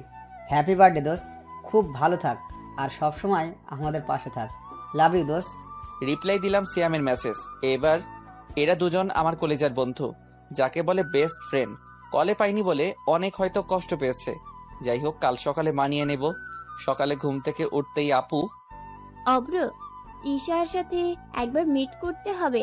তুই আমাকে একবার ড্রপ করে দিবি প্লিজ? জি ভাই, ভালো আছি। তুমি কেমন আছো? আমি ঈশার দিকে একটু হালকা তাকিয়ে, জি দুলাভাই ভালো আছি। আলহামদুলিল্লাহ। তা আজ তো তোমায় খুব স্মার্ট লাগছে, কি ব্যাপার? আমি হালকা হেসে, না না দুলাভাই, এমনি আর কি। আপু তখনই, এমনি না, কারোর সাথে মিট করার জন্য। হ্যাঁ, আমি আপুর দিকে রেগে, এই তুই চুপ করবি? আপু হালকা ভাব দেখিয়ে, ওকে। আপু এবার ঈশার দিকে তাকিয়ে, অব্র, এ হলো তোর দুলাভাইয়ের বোন, আমাদের বাসায় যায়, তুই তো দেখেছিস। ও ভাই, তার মানে আমি যেটা ভেবেছিলাম সেটাই। ঈশাই আপুর ননদ। ঈশা হালকা হাসছে।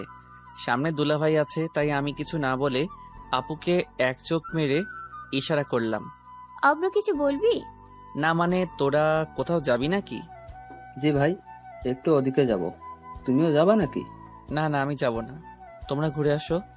আপু এবার, তাহলে ঈশা, তুমি এখানে অব্রের সাথে একটু টাইম স্পেন্ড করো, আমরা কিছুক্ষণ পরেই আসছি। এই অব্র, ফাইজলামি করবি না কিন্তু। উফ, এটাই হলো আমার আপু। জীবনে মনে হয় এত বড় উপকার করলো আজ। আচ্ছা আপু, বাই। আসি। এবার আপু আর দুলাভাই চলে গেল। দুলাভাই আমাকে কোনোদিন সন্দেহ করেনি, তাই এসবের কোনো মানেই হয় না। ঈশার দিকে আমি আর না তাকিয়ে সোজা একটা বেঞ্চে এসে বসলাম। আমাকে এত বড় সত্যিটা লুকানো। আমাকে বেঞ্চিতে বসতে দেখে ঈশাও আমার পাশে এসে বসলো। ঈশা মাথা নিচু করে, সরি অব্র, সরি বলছি তো। এই অব্র, শোনো না। আমি রেগে, কি হইছে? আমি কোনো মিথ্যাবাদী মানুষের সাথে কথা বলতে চাই না। সরি বলছি তো। লাগবে না। তাহলে কি লাগবে শুনি? কিচ্ছু লাগবে না আমার। অব্র, আমার দিকে তাকাও। এটা বলে আমার মুখে হাত দিল ঈশা। আহ ভাই, সত্যি পুরাই সব রাগ সেকেন্ডের মধ্যে ঠান্ডা হয়ে গেল। আমি তাকাতেই ঈশা লজ্জা পেয়ে, অব্র, একটা কথা বলবো? জি।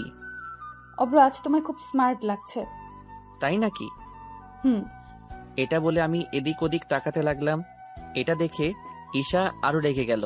আমার চুলগুলো এবার টেনে ধরলো ঈশা, আর চোখগুলো বড় বড় করে, এই ওদিকে কি? মেয়ে দেখছি তো। মেয়ে দেখছিস মানে? জি দেখছি তো। দেখছিস না পাশে তোর জিএফ বসে আছে? এটা বলার সাথে সাথেই আমি ঈশার দিকে ঘুরতেই ঈশা লজ্জা পেয়ে মাথাটা নিচু করে দিল। আমি মজা করে, কে গফ আমার? ভালোবাসি যে। কাকে? একজনকে। নাম কি? নাম বলবো না, তবে তার ডাক নাম পিচ্চি পণ্ডিত। ভাইরে, কথাটা শোনার পরেই তো আমার মনে লাড্ডু ফুটছে। তা কে এই পিচ্চি পণ্ডিত? জানি না। ওকে, বাদ দাও। এটা শুনতেই ঈশা আমার দিকে কেমন ভাবে যেন তাকালো, আর ঈশার মুখটাতে একটা বিষণ্ণতার ছাপ লক্ষ্য করলাম। ঈশা এবার আমার কাছ থেকে একটু দূরে গিয়ে বসলো। মেয়েটা মনে হচ্ছে কষ্ট পেয়েছে। আমি ঈশার একদম গা ঘেঁষে বসলাম, আর ঈশার চোখের দিকে তাকিয়ে হেসে, ওই মেয়ে, আমার বার্থডে গিফট কোথায়? ভাইরে, এটা বলার সাথে সাথেই দেখি ওর হাতে পড়ে থাকা একটা আঙুলের রিং খুলে আমার আঙুলে হঠাৎই পরিয়ে দিল। আমি তো অবাক হয়ে গেলাম, কি ব্যাপার? আমি আবারও হেসে হেসে, আমার আঙুলে রিং পরালে কেন? জানি না। উফ আল্লাহ, এই জানি না বলা মনে হয় মেয়েদের স্বভাব। শালা এটা শুনলে প্রচুর রাগ লাগে। আচ্ছা, আমি তাহলে খুলে দিচ্ছি। এটা শুনে ঈশা কিছুটা কান্না এড়িয়ে আমায়, থাক না প্লিজ অব্র, প্লিজ। এটা বলে আমার হাতে হাত দিল, আর আমার দিকে তাকিয়ে একটু হাসলো। আমি হালকা ঠোঁটের কোণে মিষ্টি হাসি এনে, আচ্ছা, স্মৃতি হিসেবে রাখলাম। ঈশা আমার দিকে কেমনভাবে তাকিয়ে আছে, যেন ওর মুখ অনেক কিছু বলতে চাইছে, ওকে ওর মন বাধা দিচ্ছে, তাই বলতে দিচ্ছে না। অবশ্য আমিও আজ ঈশাকে আমার মনের কথা জানাতে এসেছিলাম, বাট আমি জানাবো না। আমার সাথে নাটক করেছে, আপুর ননদ হয়ে আমাকেও বোকা বানালো, বুঝুক ঠেলা। ঈশা হেসে হেসে, অব্র, তুমি কি কিছুই বোঝো না? কি বুঝবো? তুমি সত্যিই কিছু বোঝো না। হুম, বললে তো বুঝবো। ও, তা কালকে ওগুলো সব মিথ্যে? কোনগুলো? কাল যে বললে তুমি আমায় ভালোবাসো। জি তো। তো মানে? এটা বলেই আমাকে খুব শক্ত করে জড়িয়ে কান্না করতে থাকলো। আর ঈশা কেঁদে কেঁদে, আমায় ভালোবাসা শিখিয়ে আজ তুমি কেন আমার থেকে দূরে চলে যাচ্ছ? কই দূরে যাচ্ছি? এই তো এখন তোমার পাশেই বসে আছি। অব্র, তুমি আমার মনকে ডিস্টার্ব করে এখন তুমি কেন আমার সাথে এমন খেলা করছো? হুম, আমি কারোর মনকে নিয়ে খেলি না, আমি তো শুধু পাবজি খেলি। ভাইরে, আমারও খুব কষ্ট হচ্ছে ঈশাকে দেখে, কিন্তু না, আমি তখন মানবো না। পাক কষ্ট বুঝুক, আমার সাথে এমন গেম খেলা। প্লিজ অব্র, তুমি এমন কথা কেন বলছো? আমি যে কষ্ট পাচ্ছি। কেন, কেউ ধোকা দিয়েছে নাকি? ঈশা এবার রেগেও যাচ্ছে, আর কান্নাও আস্তে আস্তে বেড়েই চলেছে। এবার আমার পিঠে একটা চিমটি কেটে, এই কুত্তা, বল আমি তোমাকে ভালোবাসি। আমি চিমটির জ্বালায় করছি। জোর জবরদস্তি নাকি এসব? ঈশা কান্না করছে মনে হয় না, এখন কষ্ট পেয়ে না রেগে কান্না করছে। আবারও একটা চিমটি কাটলো। বলবি কিনা? উফ আল্লাহ, এই চিমটি থেকে বাঁচতে। বলছি, আমি তোমাকে ভালোবাসি। আমি অনেক ভালোবাসি তোমায়। আমি এবার ঈশাকে ছাড়িয়ে, আমিও তো তোমায় অনেক ভালোবাসি, লাভ ইউ পাবজি। আচ্ছা। আমি ঈশার দুটো হাত ধরে, কি আচ্ছা? যাও পাবজি নিয়ে থাকো। আচ্ছা। এটা বলে আমি পকেট থেকে মোবাইলটা বের করতেই শালা ঈগল পাখির মতো ছো মেরে আমার মোবাইলটা হাত থেকে কেড়ে নিয়ে আমার কোলে উঠে পড়ল। ও ভাই, খুব লজ্জা লাগছে। পুরো পার্কে অনেক লোকজন। ঈশা আমার শার্টটা জোরে টেনে ধরে আমার গলায় দুটো হাত রেখে, ওয়েট, তোর পাবজি এর 12টা বাজাচ্ছি। মানে? আমার সামনে ফোনটা নামালো। আমি ফোনটা নেওয়ার চেষ্টা করলে ঈশা আমার চোখের দিকে একবার তাকিয়ে একটা মিষ্টি করে হাসি দিল। ভাইরে, আমি তো ক্রাশ খেয়ে গেলাম, গালে টোল পড়ছে। উফ আল্লাহ, এর মধ্যে আমি লক্ষ্য করলাম হাই আমার 1.9 জিবির পাবজি আনইনস্টল হচ্ছে। আমি এবার রেগে গিয়ে ফোনটা ঈশার থেকে কেড়ে নিয়ে, এই মাইয়া, কোল থেকে ওঠ। ঈশা ভয়ে উঠে গেল। আমি রেগে, তুই কোন সাহসে আমার পাবজি গেম ডিলিট করেছিস? তুই কি জানিস, প্রেমে ধোকা পাওয়ার পর থেকে এই গেমটাই আমাকে সামলিয়েছে। তোর মতো সেও এমনভাবে ডিলিট করে দিত বারেবার। আমি তোকে ভালোবাসি না। ঈশা মাথা নিচু করে, সরি, আর কোনোদিন হবে না। এটা বলে আমার হাত ধরতে আসতে চাইলে, এই একদম টাচ করবি না। এটা বলে আমি ঈশার থেকে দূরে চলে এলাম। প্রতিটা ধোকা খাওয়া ছেলে মেয়েদের জ্বালা মেটাই এই পাবজি। আমি সত্যি অনেক ভালোবাসি এই গেমটাকে, তাই এই গেমের সম্বন্ধে কিছু শুনতে পারি না। আমি রেগে বাসায় চলে এলাম। এবার দুপুরের আপু আমার রুমে এসে আমার গালে একটা থাপ্পড় মেরেই, অব্র, মেয়েদের রেসপেক্ট করতে শেখ, তাদের ফিলিংসের দাম দিতে শেখ। তোর কাছে গেমটার বেশি গুরুত্ব নাকি ওই ঈশার? আমি খুব রেগে গেছি, কারণ ঈশাকে ওইভাবে বলার পর থেকে নিজের মনটাও খারাপ লাগছে। আবার আপু আমায় থাপ্পড় মারলো, তাই আর নিজেকে কন্ট্রোল না করতে পেরে, হ্যাঁ, আমি আমার গেমকেই বেশি ভালোবাসি, আর কাউকে আমি ভালোবাসি না। এবার লক্ষ্য করলাম ঈশা দরজার কোণে দাঁড়িয়ে আমার কথাটা শুনে চোখের পানি মুছে চলে গেল। ঈশার যাওয়ার পরেই আপু আমার দিকে আঙুল তোলে। তুই যেটা করছিস সেটা মোটেও ঠিক নয়। আমি রাগকে কন্ট্রোল করে, আচ্ছা এখন তুই যা। এবার আপু চলে গেল। যাক গেছে, ভালোই হয়েছে। কিন্তু মেয়েটা যে এভাবে কষ্ট পাচ্ছে সেটা তো আমার জন্য। এটা কি করা আমার ঠিক হচ্ছে? ওসব কথা ভাবতে ভাবতে কখন যে ঘুমিয়ে পড়েছি নিজেও জানি না। বিকালে ঘুম থেকে উঠে ফ্রেশ হয়ে শীতলের দোকানে গেলাম। সেখানেও ভালো লাগছে না একদম। রোমান, সিয়াম সবাই পাশে আছে আজ, কিন্তু কিছু একটা কম উপস্থিতি ফিল করছি। আমাকে মনমরা দেখে, দোস্ত, কি হয়েছে তোর? কিছু না রে দোস্ত। আরে মামা, বল না, সমস্যা নাই। রিয়েলি বলছি, কিছু না। রোমান একটু রেগে গিয়ে, বুঝলাম, আমরা এখন তোর কেউ না, তাই তো? শালাদের কোনো কিছু কথা না যদি খুলে বলি, তাহলে তাদের এই কথাটা সবসময় মুখে লেগেই থাকে। উফ আল্লাহ, বলছি তাহলে শোন। ওকে বল। এবার আমি পুরো ঘটনাটা বললাম। তারা এতক্ষণ মন দিয়ে শুনলো। যখনই পাবজি এর কথা এলো, তখনই ওরা আমায় বুকে জড়িয়ে নিয়ে, ভাই, তুমি গেমের মান সম্মান বাঁচিয়েছো। অব্র, তুই যেটা বলছিস সেটা সত্যি ঠিক না। ওই মেয়েটা সত্যিই তোকে রিয়েল লাভ করে। কি জানি। আচ্ছা বাদ দে, তোর একটা যাবে আর একটা আসবে তো। হ্যাঁ রে শালা, তোর মতো আর কি একটাই হয় না, সবসময় আরো 2-3টা নিয়ে ঘুরতে হবে। এই দেখ অব্র, যা তা বকবি না। ও তাই তো। তা কাল কার সাথে ফোনে কথা বলছিলি শুনি? কই? কই মানে? কাল বিজি বলছিল কেন? আরে ওই আর কি, একটা ফ্রেন্ড। সিয়াম রোমানের মাথায় একটা থাপ্পড় মেরে হ্যাঁ, কেমন ফ্রেন্ড সেটা আমরা ভালোভাবে জানি। সবাই হাসাহাসি করছে, কিন্তু আমি হাসতে পারছি না, মন মানতে চাইছে না। আর মনে হচ্ছে ঈশাকেই আমার লাইফে সব থেকে বেশি গুরুত্ব। আমি ওদের বাই বলে বের হলাম ঈশার সাথে মিট করার জন্য। আমি ঈশাদের বাসার সামনে গিয়ে ঈশাকে কল দিলাম। হ্যালো। কি জন্য? না মানে রুমে কেন? কাজ আছে। না আমি পারবো না। মেয়েটার মুখে এখন ভয়ের ছাপ লক্ষ্য করছি। কথাবার্তা কি এই বাইরে দাঁড়িয়ে বলবো নাকি? এটা শুনতেই ঈশা মুচকি হেসে আচ্ছা চলো। রুমে গিয়ে আমি বসে আছি ঈশার দিকে তাকিয়ে। ওকে নিয়ে আমার মনের মধ্যে থাকা জমা কথাগুলো আমি বলতে পারছি না। আর ঈশাও মাথা নিচু করে আমার সামনে বসে আছে। দুজন দুজনের দিকে তাকাচ্ছি। আমি এবার ঈশার পাশে বসে পকেট থেকে মোবাইলটা বের করে ঘাঁটতেই থাকলাম। কিছু বলতে পারছি না। বুকের বাম পাশটা চিনচিন করছে। যদি ঈশা না বলে দেয় তাহলে এই ধাক্কা আমি সহ্য করব কিভাবে? ঈশা আমার দিকে তাকিয়ে অব্র, কিছু বলবা? হ্যাঁ হ্যাঁ হ্যাঁ বলছি। মোবাইলের চার্জার হবে? ধুর, আমি কি যাতা বলছি ভয়ে। জি ওয়েট, আনছি। ঈশা চলে যেতেই নিজেই নিজের মাথায় ঠুকে অব্র কি যাতা তুই বলছিস? ঈশা আমাকে চার্জার এগিয়ে দিল। আমি ওর সামনে দাঁড়িয়ে হাত বাড়াতেই আমাকে চার্জার এগিয়ে দিল। আমি চারদিকে তাকিয়ে দেখলাম মেঘ আস্তে আস্তে কালো হয়ে আসছে। শালা এটা পাবজি খেলা, মাথা শুধু চার্জার খুঁজতেই জানে, প্রেমের কথা বলতে জানে না। ফোনটা চার্জে বসিয়ে আমি ঈশার পাশে বসলাম। হঠাৎ বৃষ্টি শুরু হয়ে গেল, আর সাথে বজ্রঘাত। ঈশা কানে হাত দিয়ে ভয়ে ভয়ে বসে আছে। হঠাৎ একটা জোর বাস পড়তেই ঈশা চিৎকার করে ও মা গো, বাঁচাও। এটা বলে আমাকে জোর করে চেপে ধরলো।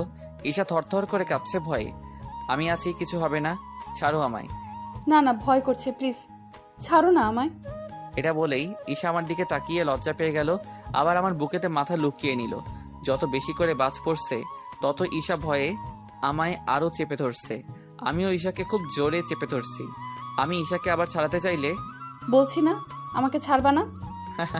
যদি সারা জীবনে এভাবে ধরে রাখি তবুও ছাড়তে বলবি না বুঝি? এটা শুনতেই ঈশা আমাকে আরো জোরে চেপে ধরে আমার বুকে আরো মাথাটা গুজে গিয়ে বলবো না।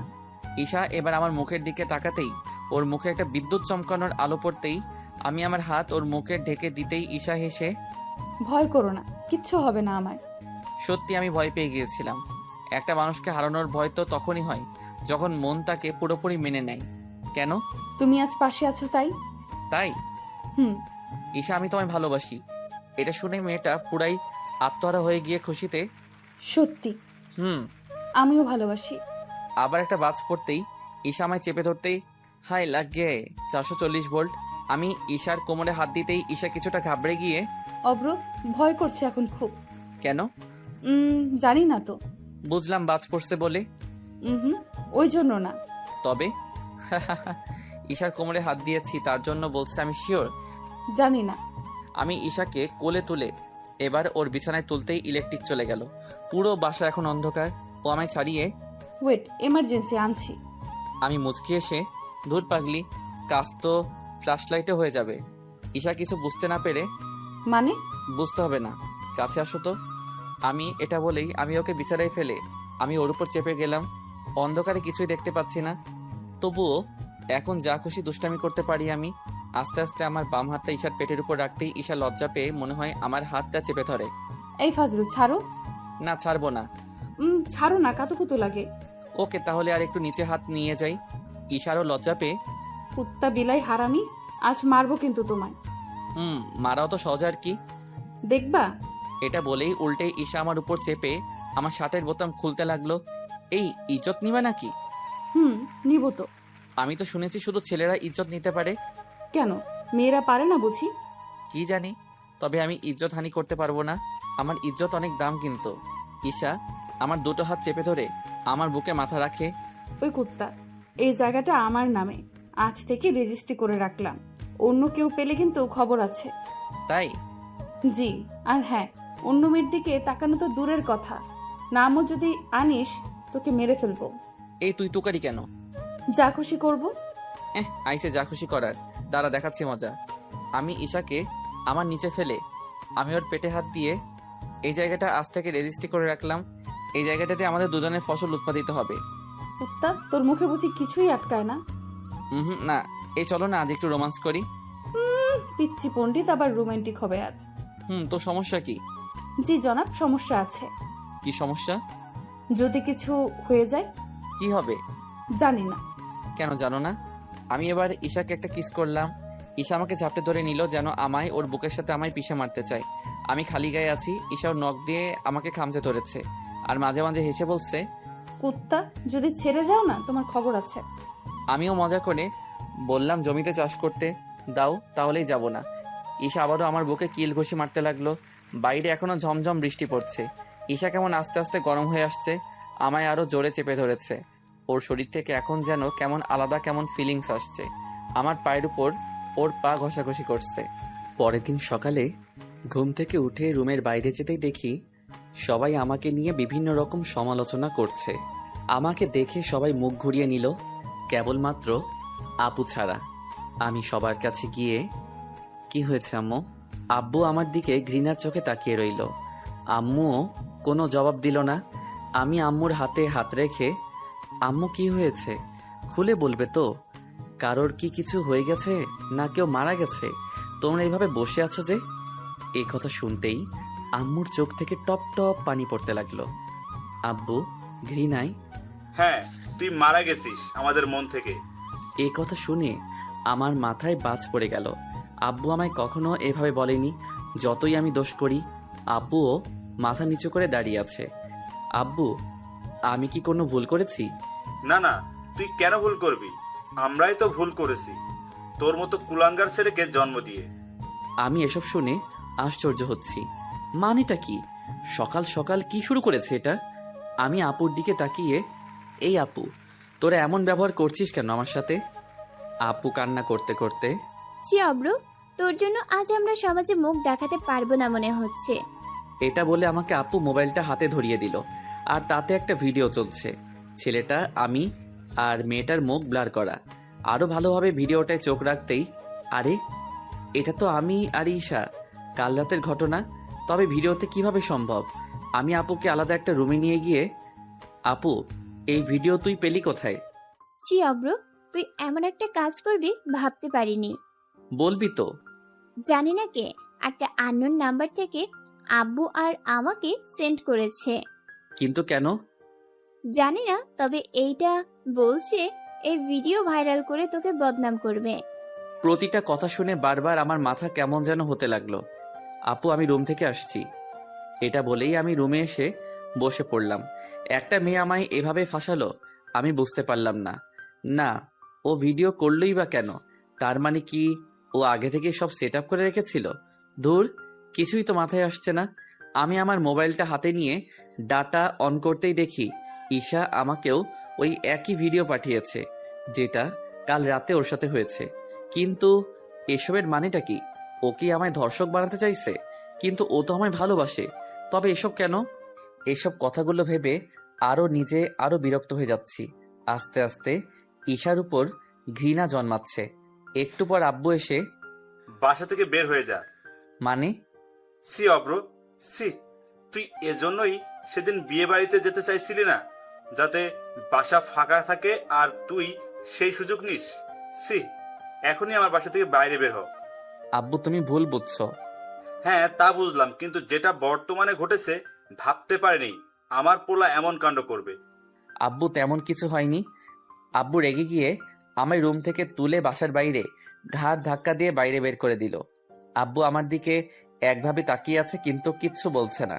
আমার চোখের কোণে হালকা পানি এলেও সেটা কি নিয়ে আমি বাসা থেকে বাইরে বের হয়ে গেলাম। পকেটে বেশি টাকা নেই, তবে ব্যাংকে কিছু টাকা আছে। রাস্তায় বেসাহারার মতো ঘুরে বেড়াচ্ছি। ঈশাকে যে কল দিব সেটাও ইচ্ছে করছে না। আর এখনো এক কনফিউশনে পড়ে আছি যে ঈশা কেন আমার সাথে এমন করলো। আমার তো ওর সাথে কোনো শত্রুতা নেই।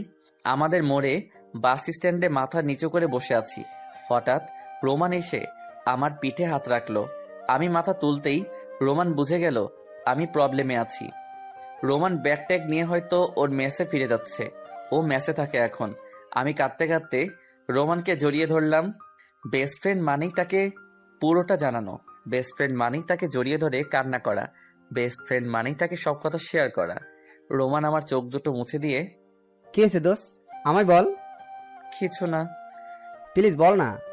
আমায় বাসা থেকে বাইরে বের করে দিছে আজ। মনে হয় না আব্বু আম্মু কোনোদিন ক্ষমা করবে বলে।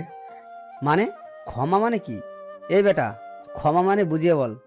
দোস্ত, আমায় খারাপ প্রমাণিত করছে কেউ। কি বলিস? কে সে? আমি পুরো ঘটনাটা খুলে বলতেই রোমান একটা দীর্ঘশ্বাস নিয়ে, চল দোস্ত, তুই আজ থেকে আমার সাথে থাকবি। আর তোকে যে এভাবে বদনাম করেছে তাকে আমি ছাড়বো না। চল তুই আমার সাথে। না দোস্ত, আমি তোর সাথে থাকবো না। থাকবি না মানে? তুই কি এখন গাছের নিচে দিন কাটাবি নাকি? আর খাবার না খেয়ে সারাদিন পানি খেয়ে থাকবি নাকি? ওসব ফিল্মেই মানায়, বাস্তবে না। আমি এবার ঈশাকে ফোন দিলাম, দেখলাম তুলল না।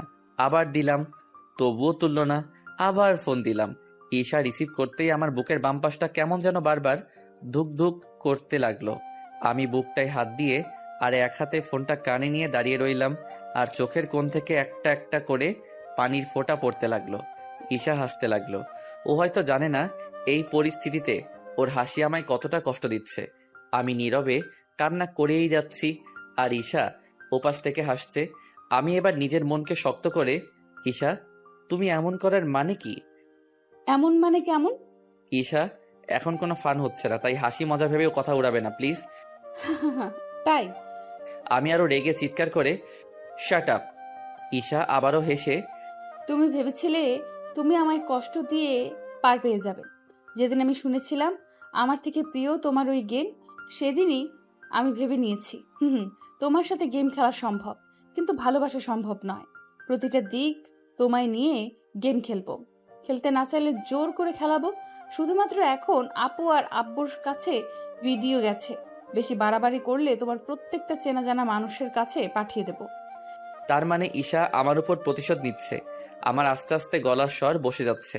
আমি কোনো কথা বলতে পারবো না মনে হচ্ছে। ওয়াশরুমের এক কোণে বসে গেলাম। তবুও ঈশার সাথে কথা বলার ট্রাই করলাম। তার মানে তুমি আমায় নিজের স্বার্থের জন্য ব্যবহার করবে? জি, অবশ্যই, শুধুমাত্র শারীরিক চাহিদা পূরণ করানোর জন্য। মানে? মানেটা এটাই, একটা মানুষ তখনই একটা মানুষকে ভালোবাসে যখন তার অন্য লিঙ্গের দিকে টান পড়ে। ও আচ্ছা, তার মানে তুমি আমায় ভালোবাসতে শুধুমাত্র নিজের শারীরিক চাহিদা মেটানোর জন্য। ঈশা আবারও হেসে, কেন মেটাবো না? কাল রাতে তুমিও তো ঠিক ওইভাবেই আমার সাথে চাহিদা মেটানোর চেষ্টা করেছিলে। ঈশা, আমি কোনো রকম চাহিদা মেটাতে চাইনি, তাই কাল রাতে তেমন কিছু হয়নি। তাই? ওয়েট, আর একটা ভিডিও ক্লিপ পাঠাচ্ছি।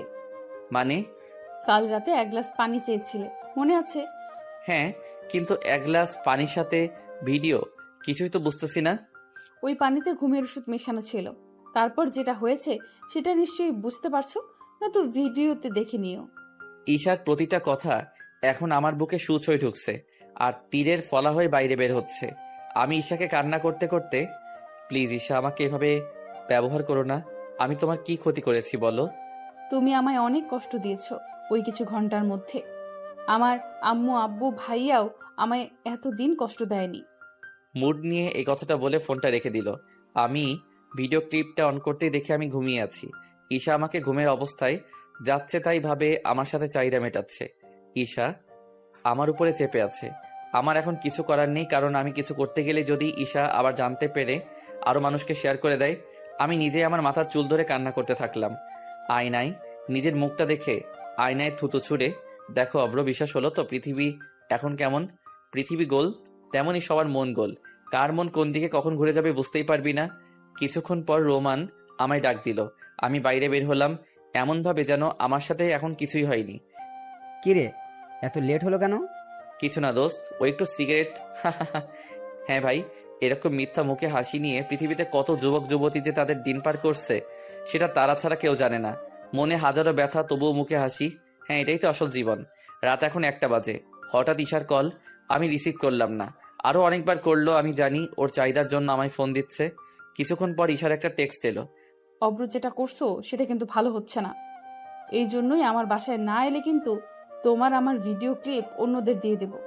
আমি রেগে দাঁতের উপর দাঁত চেপে, এই তুমি কি আমায় ব্ল্যাকমেইল করছো নাকি একটা ভিডিও ক্লিপের মাধ্যমে? আর হ্যাঁ, ওই ভিডিওতে আমি আর তুমি দুজনই আছি। অব্র, তুমি 2020 সালে দাঁড়িয়ে কথা বলছো, হয়তো তুমি ভুলে গেছো মুখ ব্লার করার অপশনটা। আমি যেতে পারবো না, আমি তোমার বাসার কাছাকাছি নেই। কই গেছো তুমি? সেটা জেনে তোমার লাভ কি? জেনে আমার লাভ নেই মানে? জি নেই, আমি তোমার থেকে অনেক দূরে এসে গেছি, আমি আর ফিরতেও চাই না। ও তাই? তবে মনে আছে তো ভিডিও ক্লিপের কথাটা? জি। কোনো বাহানা না করে সরাসরি আমার বাসায় এসো। আমি নিরুপায় হয়ে ম্যাসে থাকা একটা বাইক নিয়ে রওনা হলাম। রোমান প্রথমে কিছুটা রাগারাগি করলেও ওকে শান্ত করে বের হলাম। আমি ঈশার বাসায় গিয়ে দাঁড়িয়ে আছি। দরজায় না নক করেই ভাবছি আমি কি করতেই বাসায় এলাম, না আসাটাই বেটার ছিল।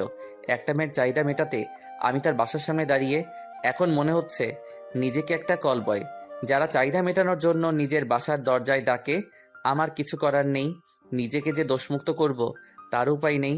কল রেকর্ডিং করতে পারি আমিও, কিন্তু একটা মেয়ে আমার জন্য নষ্ট হয়ে যাবে সেটা আমি চাই না।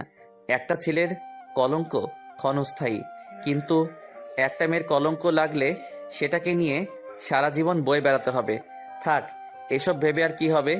এবার আমি দরজায় নক করে মাথা নিচু করে দাঁড়িয়ে আছি। দরজাটা খুলতেই দেখি ঈশা সামনে দাঁড়িয়ে একটা ছোট জামা পরে। আমি চোখ তুলে ওর দিকে আর তাকালাম না। ঈশা আমার সাথে কোনো কথা না বলে আমাকে সরাসরি রুমে নিয়ে গেল। আমি রুমে এসে চুপচাপ বসে আছি, ঈশাও আমার পাশে। ঈশা একগাল হাসি মুখে নিয়ে, কি হলো, আমার দিকে তাকাও। আমি কোনো কথা না বলে মাথা নিচু করে বসে রইলাম। ঈশা আমার মাথাটা ধরে তুলল, আমি চোখ বন্ধ করে দিলাম সাথে সাথে। ঈশা আমার মাথাটা ওর বুকে রেখে, অব্র, তুমি খুব বড় ভুল করে ফেলেছো। আমি কোনো দিন কষ্ট পাইনি, আর তোমার কষ্ট কিভাবে সইব বলো? আমি তোমায় খুব ভালোবাসি। এই কথাটা শুনে আমার চোখ লাল হয়ে গেল রাগে আর ঘৃণাতে। আমি মিষ্টি হেসে, তাই তুমি এখনো ভালোবাসো তাই না? জি, অনেক ভালোবাসি। ঈশা, ভালোবাসা তো মন থেকে হয়, কারোর চাহিদা মেটানোর জন্য নয়। তাই নাকি? তা যারা একে অপরকে ভালোবাসে তারা নিজস্ব চাহিদা মেটায় না? অবশ্যই মেটাই, তবে এসব কাপল না। আর যারা মেটায় তাদের একে অপরের মত নিয়ে।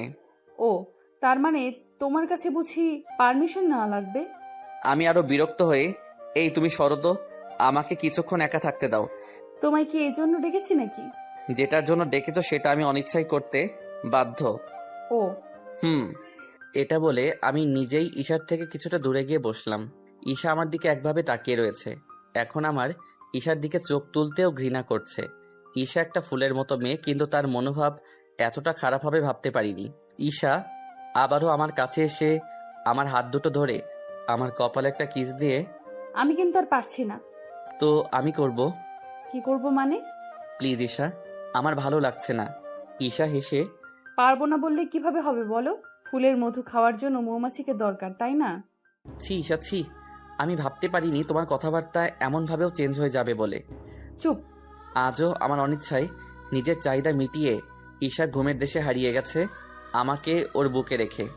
ঈশার বুকে থাকতে এতটা আমায় খারাপ লাগছে সেটা মাত্র আমিই জানি, আর আল্লাহই জানে। হঠাৎ দেখতে পেলাম ওর মোবাইলটা বালিশের নিচে হালকা বেরিয়ে আছে।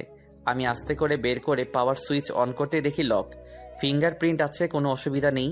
আমি আস্তে করে ঈশার বুক থেকে মাথা তুলে ঈশাকে আরও একটু জড়িয়ে ধরলাম, যাতে ঈশা না বুঝতে পারে কিছু। এবার আস্তে আস্তে ওর একটা হাতের 5টা আঙ্গুল আমার 5টা আঙ্গুলের মধ্যে ভরে নিলাম। ঈশা হঠাৎ যেন জেগে উঠল মনে হয়। আমার বুকটা ধুকপুক শুরু হয়ে গেল। না, ঘুম ভাঙেনি, তবে ও আমাকে আরও একটু জড়িয়ে ধরে আমার উপর পা তুলল। আমি এবার ওর ফোনটা আস্তে করে ওর আঙ্গুলের কাছে নিয়ে গিয়ে টাচ করতেই ফোনটা আনলক হয়ে গেল। ফোনটা আমি হাতে নিয়ে চারদিকে খুঁজছি, কিন্তু কোথাও সেই ভিডিও ফাইলটা নেই। তাহলে কি ডিলিট করে ফেলেছে? না, ও ডিলিট যদি করে দেয় আমায় এভাবে ভয় দেখাতে পারবে না। আমি এত স্পিডে ফোন ঘাঁটছি যে আমার হাত পা অটোমেটিক কাঁপা শুরু হয়ে গেল। নিজেকে শান্ত করলাম। অভ্র, কুল কুল, ফোন যখন পেয়েছিস নিশ্চয়ই এখানেই আছে। টানা 30 মিনিট খুঁজে চলেছি, কিন্তু কোনো ফাইলেও পাচ্ছি না। দেখি তো ফাইল হাইড করে রেখেছে নাকি। ওই অপশন চালু করার কিছুক্ষণ পরেই দেখি একটা ফাইলে 5টা ভিডিও আছে। আমি সাথে সাথে আমার মোবাইলে শেয়ার করে নিয়ে ডিলিট করে দিলাম ওই ভিডিওগুলো। এবার একটা দীর্ঘশ্বাস ফেলে মনে মনে, ঈশা, তোমার খেলা শেষ। যেভাবে তুমি আমায় ব্ল্যাকমেল করছিলে, এবার থেকে তোমায় আমি করব। তোমায় শুধু বুঝাবো কাউকে ভয় দেখানোর পরিণতি কি। আমি আমার ফোনটায় আরও হার্ড লক দিয়ে রেখে ঈশার দিকে মুচকি হেসে ঘুমিয়ে পড়লাম। কাল মজা দেখাবো, কে কতটা বড় কাল বুঝাবো, প্রতিটা কথার শোধ নেব। ভোর হতেই আমি ঈশার বাসার বাইরে চলে এলাম। ঈশাই আমায় বের করে করে দিল। ঈশার দিকে তাকিয়ে মুচকি হেসে, বা ঈশা, এটা বলে আমি আবার ম্যাসে চলে এলাম। ম্যাসে আসার পরেই আমি সিমটা অফ করে দিলাম, কারণ ম্যাসে ওয়াইফাই আছে, প্রবলেম নেই। রাতে ওয়াইফাইয়ের স্পিড নেই দেখে আমি সিম অন করলাম। আর ঈশা কল করলেও অসুবিধা নেই, এখন আমি ওকে আর ভয় পাই না। আবারও আজ রাত 12টা বাজতেই ঈশার কল। অব্র, বাসায় আসো। আমি হেসে হেসে, কেন? জানো না কেন আসতে হবে? তোমার ভাইয়ার কাছে গেলে ওটা ভাবতে পারছো? মানে? মানেটা খুবই সহজ, আমি যাব না। আর কাল সকালে আমার আব্বু আপুর কাছে ভুল স্বীকার করে এসো। ঈশা ধমকে আমায়। এই অব্র, তোর তো দেখি খুব আশকারা বেড়ে গেছে। আমি প্রচণ্ড রেগে চিৎকার ও ঘৃণায়, চুপ, তোর মতো মেয়ে আমায় ভালোবাসে? যাকে ভালোবাসে তার সাথে এইভাবে পরপর 2 দিন প্রতারণা? আমি চাই না তুই মানুষের কাছে তুই একটা কলঙ্ক নিয়ে ঘুরে বেড়া। আমি তো কিছু বুঝতে পারছি না। তোমার জিনিস এখন আমার কাছে, দেবো নাকি অন্যদের বিলিয়ে? মানে? হা হা হা, কি কষ্ট পাচ্ছিস নাকি? কষ্ট পেলে বাসায় বসে ফিডার খা। এবার আমার খেলা দেখ। তুই তো আমায় সার্কাস খেলা দেখেছিস, আমি তোকে সাপ খেলা দেখাবো। এটা বলেই কলটা রেখে দিলাম। এরপরে আমি চুপচাপ ঘুমিয়ে পড়লাম, ফোনটা সাইলেন্ট করে। সকাল উঠে দেখি 999+ এর উপরে মিসড কল। নিজেকে এবার খুব প্রশান্তিতে অনুভব করছি। ঈশা, তুই আমায় যে কষ্ট দিয়েছিস, তোকে হাড়ে হাড়ে টের পাইয়ে দেবো যে কাকে কষ্ট দিলে কার কতটা কষ্ট মনে হয়। সকালে উঠে ফ্রেশ হয়ে আমি বাসার দিকে রওনা হলাম। আমার এখন ভয় করছে না, এখন পুরোপুরি আমার হাতে প্রমাণ আছে। আর আমি যদি ফাঁসি, ও নিজেও ফাঁসবে। বাসায় গিয়ে দেখি এখানে তো ঈশা আবার অন্য খেলা দেখাচ্ছে। আমি হাসতে হাসতে বাসার ভিতরে গিয়ে ঈশার গালে একটা জোরে থাপ্পড় দিলাম। বাসার সবাই আছে, এমনকি ওর ভাইয়াও। আপু জানিয়েছে মনে হয়। ঈশা গালে হাত দিয়ে মাথা নিচু করে দিল। সাথে সাথে আমার পায়ের উপর ওর চোখের জল পড়ছে। হয়তো পাপের পূর্ণ করছে, চোখের জল আমার পায়ের উপর ফেলে। ঈশা কান্না করছে নাকি অভিনয়, সেটা আমি এখনো বুঝতে পারছি না। কান্না করলে করুক, তাতে আমার কি? ঈশার ভাইয়া আমাকে রেগে, অব্র, তোমায় একটা ভালো ছেলে ভাবতাম, কিন্তু একটা মেয়ের উপর হাত তুললে আমি ভাবতেও পারিনি তুমি এরকম একটা বাজে ছেলে হবে। ও তাই? আপনার বনবুচি ধোয়া তুলসী পাতা। আমার আব্বু তখনই আমার জামার কলারটা তুলে ধরে, তোর এত বড় সাহস, বড়দের মুখে মুখে কথা বলিস? আব্বু শুনেন, আব্বু শুনেন। আঙ্কেল, আমি আপনার মেয়ের মতো, আর আমার গালে থাপ্পড় মারলো, আপনি ওকে এত সহজে ছেড়ে দেবেন নাকি? একটা আপনিও থাপ্পড় আজ আমার গালে মেরেছে। কিছুদিন আগে ওই ঘটনা ঘটিয়ে আপনার মুখে চুনকালি মাখিয়েছে। ঈশার কথা শুনে আমি বারে বারে অবাক হয়ে যাচ্ছি। একটা মেয়ে নিজের কষ্টের প্রতিশোধ নেওয়ার জন্য কি কি না হয় করতে পারে। আব্বু আমার কলারটা ধরে ঠেলে ফেলে দিয়ে, এ আমার পোলা নয়, বিশ্বাস করো মা, এ আমার বংশের রক্ত নয়। সি সি সি, সবার সামনে আমাকে এভাবে অপমান করলো। আব্বুর ভুল বোঝা দেখে আমি নিজেকে সামনে না রাখতে পেরে, ভাইয়া, আপনার কিছু বলার থাকলে আপনিও বলতে পারেন। আপনাদের ভাই বোনের শিরাতেও তো আপনার বোনের মতোই রক্ত বইছে। আপনার বোন এতটা খারাপ, মিথ্যাবাদী, প্রতারক আমি কখনো বুঝতে পারিনি। অব্র, আর একটা কথাও আমার বোনের নামে শুনতে চাই না। আমার বোন 100তে 1টা। এটা শুনে ঈশা একটু ভাব দেখিয়ে কলার চুলগুলো ফু দিল। আমি আরও রেগে গিয়ে, এই মেয়েকে আমি এত সহজে ছেড়ে দেব না। জি, 100তে 1টা। কারণ আপনার বোনের মতো অন্যদের বোনগুলো প্রতারক নয়। জানেন আপনার বোন কি করছে? কেন, কি করছে আমার বোন? আব্বু আম্মু আর আপু, তোরা একটু নিজেদের রুমে যা তো। এটা বলতেই আপু আম্মু আব্বুকে নিয়ে একটা রুমে চলে গেল। আমি এবার হেসে হেসে ঈশার দিকে তাকিয়ে ঘৃণা ও রাগী মনোভাব নিয়ে, দুলা ভাই, আমি যেটা এখন দেখাতে চলেছি সেটা আপনি দেখতে পারবেন তো? না দেখতে পারার কি আছে? শুনলাম তুমি একটা মেয়ের সাথে বেড শেয়ার করেছো। ও তাই? তা মেয়েটাকে জানতে চাইবেন না? এই ঈশা, রুমে যা। ঈশার এবার খুব ভয় পেয়ে, ফুর ভাইয়া, ওসব ছাড়তো, চল বাসায় যাই, ভাল লাগছে না। এটা বলে ওর ভাইয়ার হাত টেনে ধরতেই আমি পথ আটকিয়ে, দাঁড়ান ভাইয়া, যাচ্ছেন কোথায়? আমি খারাপ? তার আরও কিছু খারাপ জিনিস দেখে যান। ঈশা আমার দিকে রেগে কটমটিয়ে তাকিয়ে, আপনার ফালতু জিনিস দেখার মতো আমার কাছে কোনো টাইম নেই। আপনি কেমন সেটা আমার জানা হয়ে গেছে। এই যে মিস ঈশা, বড়দের মাঝে নাক গলাবেন না। আর আপনার এত জ্বলছে কেন? এবার আমি একটু মুখটা আড়াল করে ঈশার দিকে হেসে, আপনি নন তো তাহলে? ঈশার ভাইয়া কিছুটা শুনতে পেয়ে, অব্র, কি বললে আমার বোনকে? তোমার সাথে ও বেড শেয়ার হয়েছে? তোর ছোট লোক জানোয়ার। এত গালাগালি দিতে দিতেই আমার গালে হাত তুলতেই আমি ঈশার ভাইয়ার হাতটা খুব শক্তভাবে ধরে, ভাইয়া যে গালিগুলো আমাকে দিলেন সে গালিগুলো আমার মতো আপনার বোনও কিন্তু পাওয়ার সমতুল্য। ঈশার ভাইয়া আরও রেগে গিয়ে ঈশার কাছে গিয়ে, ঈশা, অব্র যা বলছে সব কি সত্যি? ঈশা এমন অভিনয় করছে ওর সামনে মনে হচ্ছে কোনো একটা অভিনেতাকে ভাড়া করে নিয়ে আসা হয়েছে আমাদের বাসায়।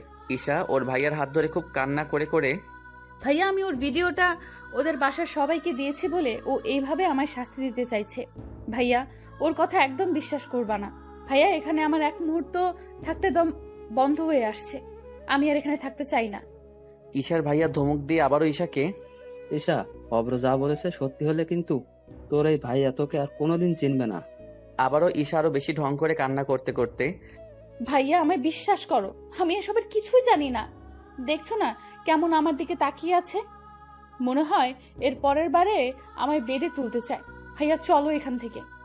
ওর ভাইয়ার সারা শরীরে লোম দাঁড়িয়ে গেছে, শিরাগুলোতে রক্ত মনে হচ্ছে থেমে গেছে। দাঁতে দাঁত লাগিয়ে আমার কাছে এসে, অব্র, আমার বোনের থেকে দূরে থাকবি, নয়তো তোকে আমি মেরে ফেলবো। আমি হেসে হেসে, সে তো কবেই ছেড়ে দিয়েছি। প্রতারকদের থেকে দূরে থাকাটাই বেটার। ঈশা আমার দিকে তাকিয়ে মুচকি হাসছে। আমি ওর হাসি দেখে আরও রেগে গেলাম। এই হাসিটা এককালীন আমার খুব প্রিয় ছিল, কিন্তু আজ আমার এই হাসিটা আমায় বেশি করে ঘৃণা জন্মে দেয় আমার প্রতি। ধন্যবাদ ভাই।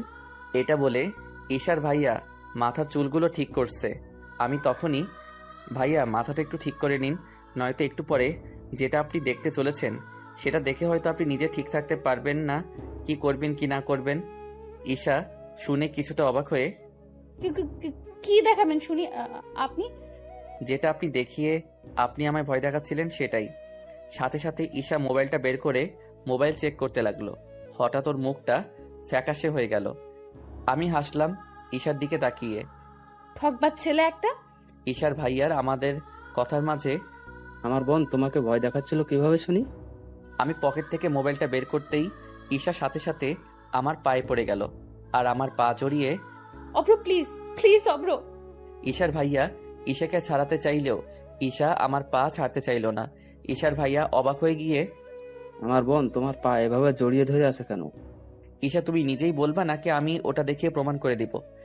ঈশা এবার উঠে দাঁড়িয়ে ওর ভাইয়ার সামনে, ভাইয়া কি করেছিস বল। আমি চিৎকার করে, আম্মু আব্বু আপু সবাই বাইরে বেরিয়ে আয় জলদি। এবার সবাই বেরিয়ে আসতেই ঈশা সবার সামনে দাঁড়িয়ে, আমায় ক্ষমা করবেন, এতে অব্র যতটা দোষী ততটা আমিও দোষী। এটা বলে ঈশা মাথা নিচু করে কান্না করতে থাকলো। ওর ভাইয়া চিৎকার করে, মানে সবটা খুলে বল। ভাইয়া যেটা তুমি শুনেছো সবটা ঠিকই, কিন্তু ও যে মেয়ের সাথে ওসব করেছে সেটা আমি। এটা শোনার সাথে সাথে সবার মাথায় বাজ পড়ে গেল। আমার আম্মু এবার রেগে আগুন হয়ে গেল। আপু আম্মুকে ধরেছে আর আম্মু, তাহলে আমার ছেলেকে বদনাম করার মানে কি? এই মেয়ে বলো, তুমিও তো সমান দোষী। ঈশার ভাইয়া এসব শোনার সাথে সাথেই মাথায় হাত দিয়ে বসে পড়ল। ঈশা কান্না করতে করতে, আন্টি আমাকে ভুল বুঝবেন না প্লিজ। আমরা রুমে বেড শেয়ার করেছি ঠিকই, কিন্তু আমি অব্রকে সত্যি অনেক ভালোবাসি। আন্টি আমায় ক্ষমা করে দিন। আমি আপনার ছেলের উপর পরপর অত্যাচার চালিয়ে গেছি, কারণ আমি খুবই জেদি। বিশ্বাস করুন আমি এরকম করতে চাইনি। প্লিজ আমায় বিশ্বাস করুন। ঈশার ভাইয়া, তোরা তার মানে রিলেশনে ছিলি? ঈশা কান্না করতে করতে, জি ভাইয়া ছিলাম। তাহলে তোর লজ্জা করলো না যাকে তুই ভালোবাসিস তাকে বাসার মানুষের সামনে ছোট করতে? ভাইয়া আমার ভুল হয়ে গেছে। চুপ, আমি তোর ভাইয়া না। আমি জানতাম আমার বোন একটা ছিল, সে মারা গেছে। তোর মতো বোনের থেকে বোন না থাকা অনেক ভালো। প্লিজ ভাইয়া। এটা বলে ঈশা ওর ভাইয়ার পায়ে ধরতে ওকে ঠেলে ফেলে দিয়ে, বাসায় আজ থেকে তোর কোনো ঠাঁই নেই, যেখানে খুশি যেতে পারিস। ঈশার ভাইয়া আমার কাছে এসে মাথা নিচু করে আমার হাত ধরে, অব্র সরি, তুমি যতটা দোষী তার থেকে আমার বোন আরো বেশি দোষী। এটা বলে ভাইয়া আমাদের বাসা থেকে বের হতে যাবে। ঈশা ওর ভাইয়ার পা ধরেছে তো আর ছাড়তেই চাইছে না। ওর ভাইয়া ওকে আবার ঠেলে দিয়ে, বলেছি না আমার বোন মারা গেছে। ভাইয়া প্লিজ, আমি তোমাদের ছাড়া থাকতে পারবো না, প্লিজ। ওর ভাইয়া কোনো কথা না শুনে সোজা চলে গেল। ঈশা আমাদের সামনে অসহায়ের মতো দাঁড়িয়ে আছে। আব্বু আম্মু আপু সবাই চুপ আছে। আমি ঈশার দিকে তাকিয়ে হো হো করে হেসে উঠে, কি বলেছিলাম না বাপেরও বাপ আছে। ঈশা মাথা নিচু করে, ভাইয়া আমায় মাফ করে দাও প্লিজ। আমি আরো হেসে, মনে আছে আমায় প্রতিটা কষ্ট, আমার অনিচ্ছাতে ছিচি ওসব মুখে কিভাবে কথা আনি। যাও আমার বাসা থেকে বেরিয়ে। আমি কোথায় যাব? যেখানে মন চায় সেখানে যাও। পথে যাও, দেখো কাউকে আমার মতো ভয় দেখে কিছু লুটতে পারো কিনা। যাও, বের হও আমার বাসা থেকে। ঈশা সোজা আমার আব্বুর পায়ে পড়ে যেতেই আব্বু পা না ধরতে দিয়ে ওর দিকে না তাকিয়ে, অব্র যা বলছে ঠিকই বলছে। ঈশা খুব কান্না করছে আর ফুপিয়ে ফুপিয়ে বলছে, আঙ্কেল, আপনারা আমায় একটা আশ্রয় দেন। আমার বাসায় আমায় আর কোনো দিন ঢুকতে দেবে না। আমার ভাইয়ের কথাই শেষ কথা। আমাকে আপনারা যেভাবে রাখবেন আমি সেভাবেই থাকবো। আমি হেসে, আম্মু তুমি বলছিলে না কাজের মেয়ে দরকার, এই তো পেয়ে গেছো তোমরা। এত যখন রিকোয়েস্ট করতে পারলি, যদি আজ প্রমাণ জোগাড় করতে না পারতিস তাহলে আমাদের কেন, সমাজের প্রায় সবার কাছে তুই আজ একটা খারাপ বদনাম ঘাড়ে নিয়ে চলাফেরা করতিস। এটা বলে আম্মু আব্বু চলে গেল আমার রুম থেকে। আপু আমার সামনে দাঁড়িয়ে আছে মাথা নিচু করে, হঠাৎ কেঁদে উঠল। আমি সাথে সাথে আপুর কাছে গিয়ে, এই তোর আবার কি হলো? তোর দুলাভাইকে আমি আগে কত ভালো ভাবতাম, কিন্তু আজ তোকে না জেনে না শুনে অপমান করলো, তা আমি কিছুতেই মেনে নিতে পারছি না। আপু ছাড় না, আমাকে না হয় রাগের মাথায় একটু একটু বকেছে। না ভাই, তোর এই অপমান আমি কিভাবে সহ্য করব বল?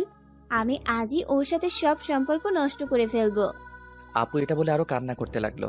আর কান্না করবেই বা না কেন, দীর্ঘদিনের সম্পর্ক যে। আমি আপুকে থামিয়ে, তুই কি যে বলিস না। আচ্ছা, তোকে যদি অন্য কেউ আজ ওরকম বাজে কথা আমার সামনে বলতো, আমি কি তাকে ছেড়ে দিতাম? তেমনি দুলাভাইও ওর বোনের হয়ে প্রতিবাদ করেছে। আরও আপু ফুপিয়ে ফুপিয়ে কান্না করছে আর বলল, এমনিতেও তো আজ সম্পর্কটা নষ্ট করে দিতেই হবে, তাই না? আমি কিছুটা আশ্চর্য হয়ে, কেন? আজ যা হলো তারপরেও কি আব্বু আম্মু আমাদের সম্পর্কটা মেনে নিবে? দেখ আপু, তুই বেশি বেশি চিন্তা করিস না তো, না মানলে তোদের ভাগিয়ে দেব, আমি পাশে আছি। এটা বলার সাথে সাথেই আপু আমার গালে একটা থাপ্পড় দিয়ে, এই অব্র, তোকে কি আমি আব্বু আম্মুর এই শিক্ষা দিয়েছি যে কাউকে ভাগাতে হেল্প করবি? আম্মু আব্বুর কথাটা একবার ভেবে দেখ, তারা কি বাইরে সমাজে মুখ দেখাতে পারবে? আম্মুর কথা ভেবে দেখ, যে 10 মাস 10 দিন গর্ভে রেখে একদিন প্রসব করে আমার লালন পালন করেছে। আজ আমার 23টা বছর তাদের মনে কষ্ট দিয়ে কিভাবে যাব? যে আব্বু নিজের জন্য একটা জামা না কিনে তোর জন্য আমার জন্য পড়ালেখার খাতা পেন আনে, তাদের ছেড়ে কিভাবে আমি যেতে পারি? তাই অব্র, খবরদার এমন কথা মুখেও আনবি না। আমি আপুর কথাগুলো একভাবে শুনলাম। নিজের ভালোবাসা তাহলে বিসর্জন দেবে? এভাবেই তো পৃথিবীর বুকে কত ভালোবাসা হারিয়ে যাচ্ছে। আমি আপুর হাতে হাত রেখে, জি আপু, তোর কথাগুলো সঠিক। আমি অত বুঝি না তো, ঠিক করেছিস আমায় থাপ্পড় মেরে, নয়তো তোর মুখ থেকে আজ এত ভালো কথা না শুনে হয়তো আমার জ্ঞানচক্ষু খুলতো না। তবে আমি আম্মু আব্বুকে বোঝানোর ট্রাই করব। এটা বলাতে আপু কিছুটা থেমে আমার গালে হাত দিয়ে, লাগেনি তো তোর? দূর, কি যে বলিস না। লাগলে আমার গালেও মেরে দে। এই চুপ কর, তোর রুমে যা। অব্র, তোর কি মন খারাপ? না তো, আমি ঠিক আছি। অব্র, আমি তোর আপু, কিছু হলেও বুঝতে পারি। বুঝতে যখন পারছিস তাহলে জিজ্ঞাসা করছিস কেন? ঈশার জন্য খুব খারাপ লাগছে বুঝি। তুই চাইলে আমি তোর রুমে ওকে পাঠিয়ে দেব। এটা শুনতেই আমি আপুর দিকে বড় বড় চোখ করলাম। আপু আমতামতা করে, না না, মানে তোর মন খারাপ তো, তাই বলছিলাম আর কি। বলবি না কেন? তুই কি ঈশার চামচা নাকি? আপু আমার মাথায় হাত বুলিয়ে, চামচা কেন হতে যাব? ও যেটা করেছে তার জন্য ওর উপর প্রচুর ঘৃণা হয়, কিন্তু ও তো একটা মেয়ে, আর ওর কষ্টটা আমি ফিল করতে পারি, হালকা হলেও পারছি। তার মানে কি তুই বোঝাতে চাইছিস ঈশা আমায় ভালোবাসে? দেখ আপু, বেশি নাটক করবি না ওর হয়ে। ওর কাছে যা, আমার কাছে আসবি না একদম। অব্র, তুই আমায় ভুল বুঝছিস। না, ভুল বুঝছি না। ঈশার কথা বললে আমার কাছে আসবি না প্লিজ। এটা বলে আপুকে দরজার বাইরে বের করে দিয়ে দরজা লাগিয়ে দরজায় গাইতেই কান্না করতে করতে বসে গেলাম। এত ঘৃণা করি তবুও ওর কথাই কেন বারে বারে মনে পড়ে। যত ঘৃণা করতে চাইছি তত ভালোবাসা বেড়েই চলেছে। আমার মাথার চুলগুলো এখন কেমন উস্কো খুস্কো। আমি পুরুষ মানুষ, আমাদের মনে ব্যথার বৃষ্টি চললেও চোখে খুবই কম বৃষ্টি নামলে হয়তো সেটা মধ্যরাতে নামে। আমি উঠে আয়নার সামনে গিয়ে নিজের মুখটাকে দেখলাম। এই সেই অভ্র তো, যে আগে হাসিমুখ নিয়ে এই আয়নার সামনে দাঁড়িয়ে থাকতো? না না, এটা সেই অভ্র নয়, এ তো সেই অভ্র যে দিনের পর দিন ব্ল্যাকমেইলের শিকার হয়েছে। আমি নিজের মুখ হাসি দেখার চেষ্টা করলাম, কিন্তু আয়নার দিকে তাকাতেই নিজের মুখকে নিজেরই দেখতে ইচ্ছা করে না। আমি ফিসফিস করে মুখ চাপা দিয়ে কান্না করতে লাগলাম। হঠাৎ আমার পাগলামি বেড়ে গেল। মাথায় হাত দিয়ে আছি, মাথাটা কেমন যেন করছে। মনে হচ্ছে এখনো আমার মাথায় রাগ আর ঘৃণা ছাড়া কিচ্ছু নেই। তাই নিজেকে আর কন্ট্রোল না করতে পেরে আয়নায় জোর করে ঘুষি মারতে লাগলাম। দুটো হাতে টপ টপ করে রক্তের ফোঁটা বেঁচেতে পড়ছে। আমি পুরো ঘেমে গেছি। নিজের এখন কোনো কিছুই ভালো লাগছে না। আমি আমার মাথায় হাত দিয়ে আয়নায় নিজের মুখটা দেখে নিজেই পাগলের মতো হা হা হা করে হেসে ঘৃণার চোখে হা হা হা ছাড়বো না এটা বলে নিজেই নিজের আনমনে হাসতে হাসতে বেডে গিয়ে শুয়ে পড়লাম। হাত দুটো বেডের পাশে ঝুলছে, টপা টপ করে রক্ত পড়ছে। দরজাটা খোলা আছে, হয়তো বাতাসের বেগে খুলে গেছে। আমি চোখ বন্ধ করে জোরে জোরে শ্বাস নিচ্ছি আর নিজেই নিজের আনমনে হেসে যাচ্ছি। আর মনে করছি সেই পুরনো দিনের কথাগুলো, যাতে আমার মনে আরো ঘৃণা জন্মায়। সেই প্রথম দেখা শীতলের চায়ের দোকানের সামনে, সেই তাকে হালকা ফ্লার্টিং, সেই শাড়ি পরে বিয়েবাড়িতে দেখা, সেই আমার বাসায় আপুর কাছে টিউশন নিয়ে আসা, সেই মেঘে আচ্ছন্ন সারারাত বৃষ্টিপাত আর বজ্রপাত। এটা মনে পড়তেই আরও নিজের শ্বাস প্রশ্বাসের গতি বেড়ে গেল। হঠাৎ বুঝতে পারলাম আমার রুমের পাশে নূপুরের শব্দ।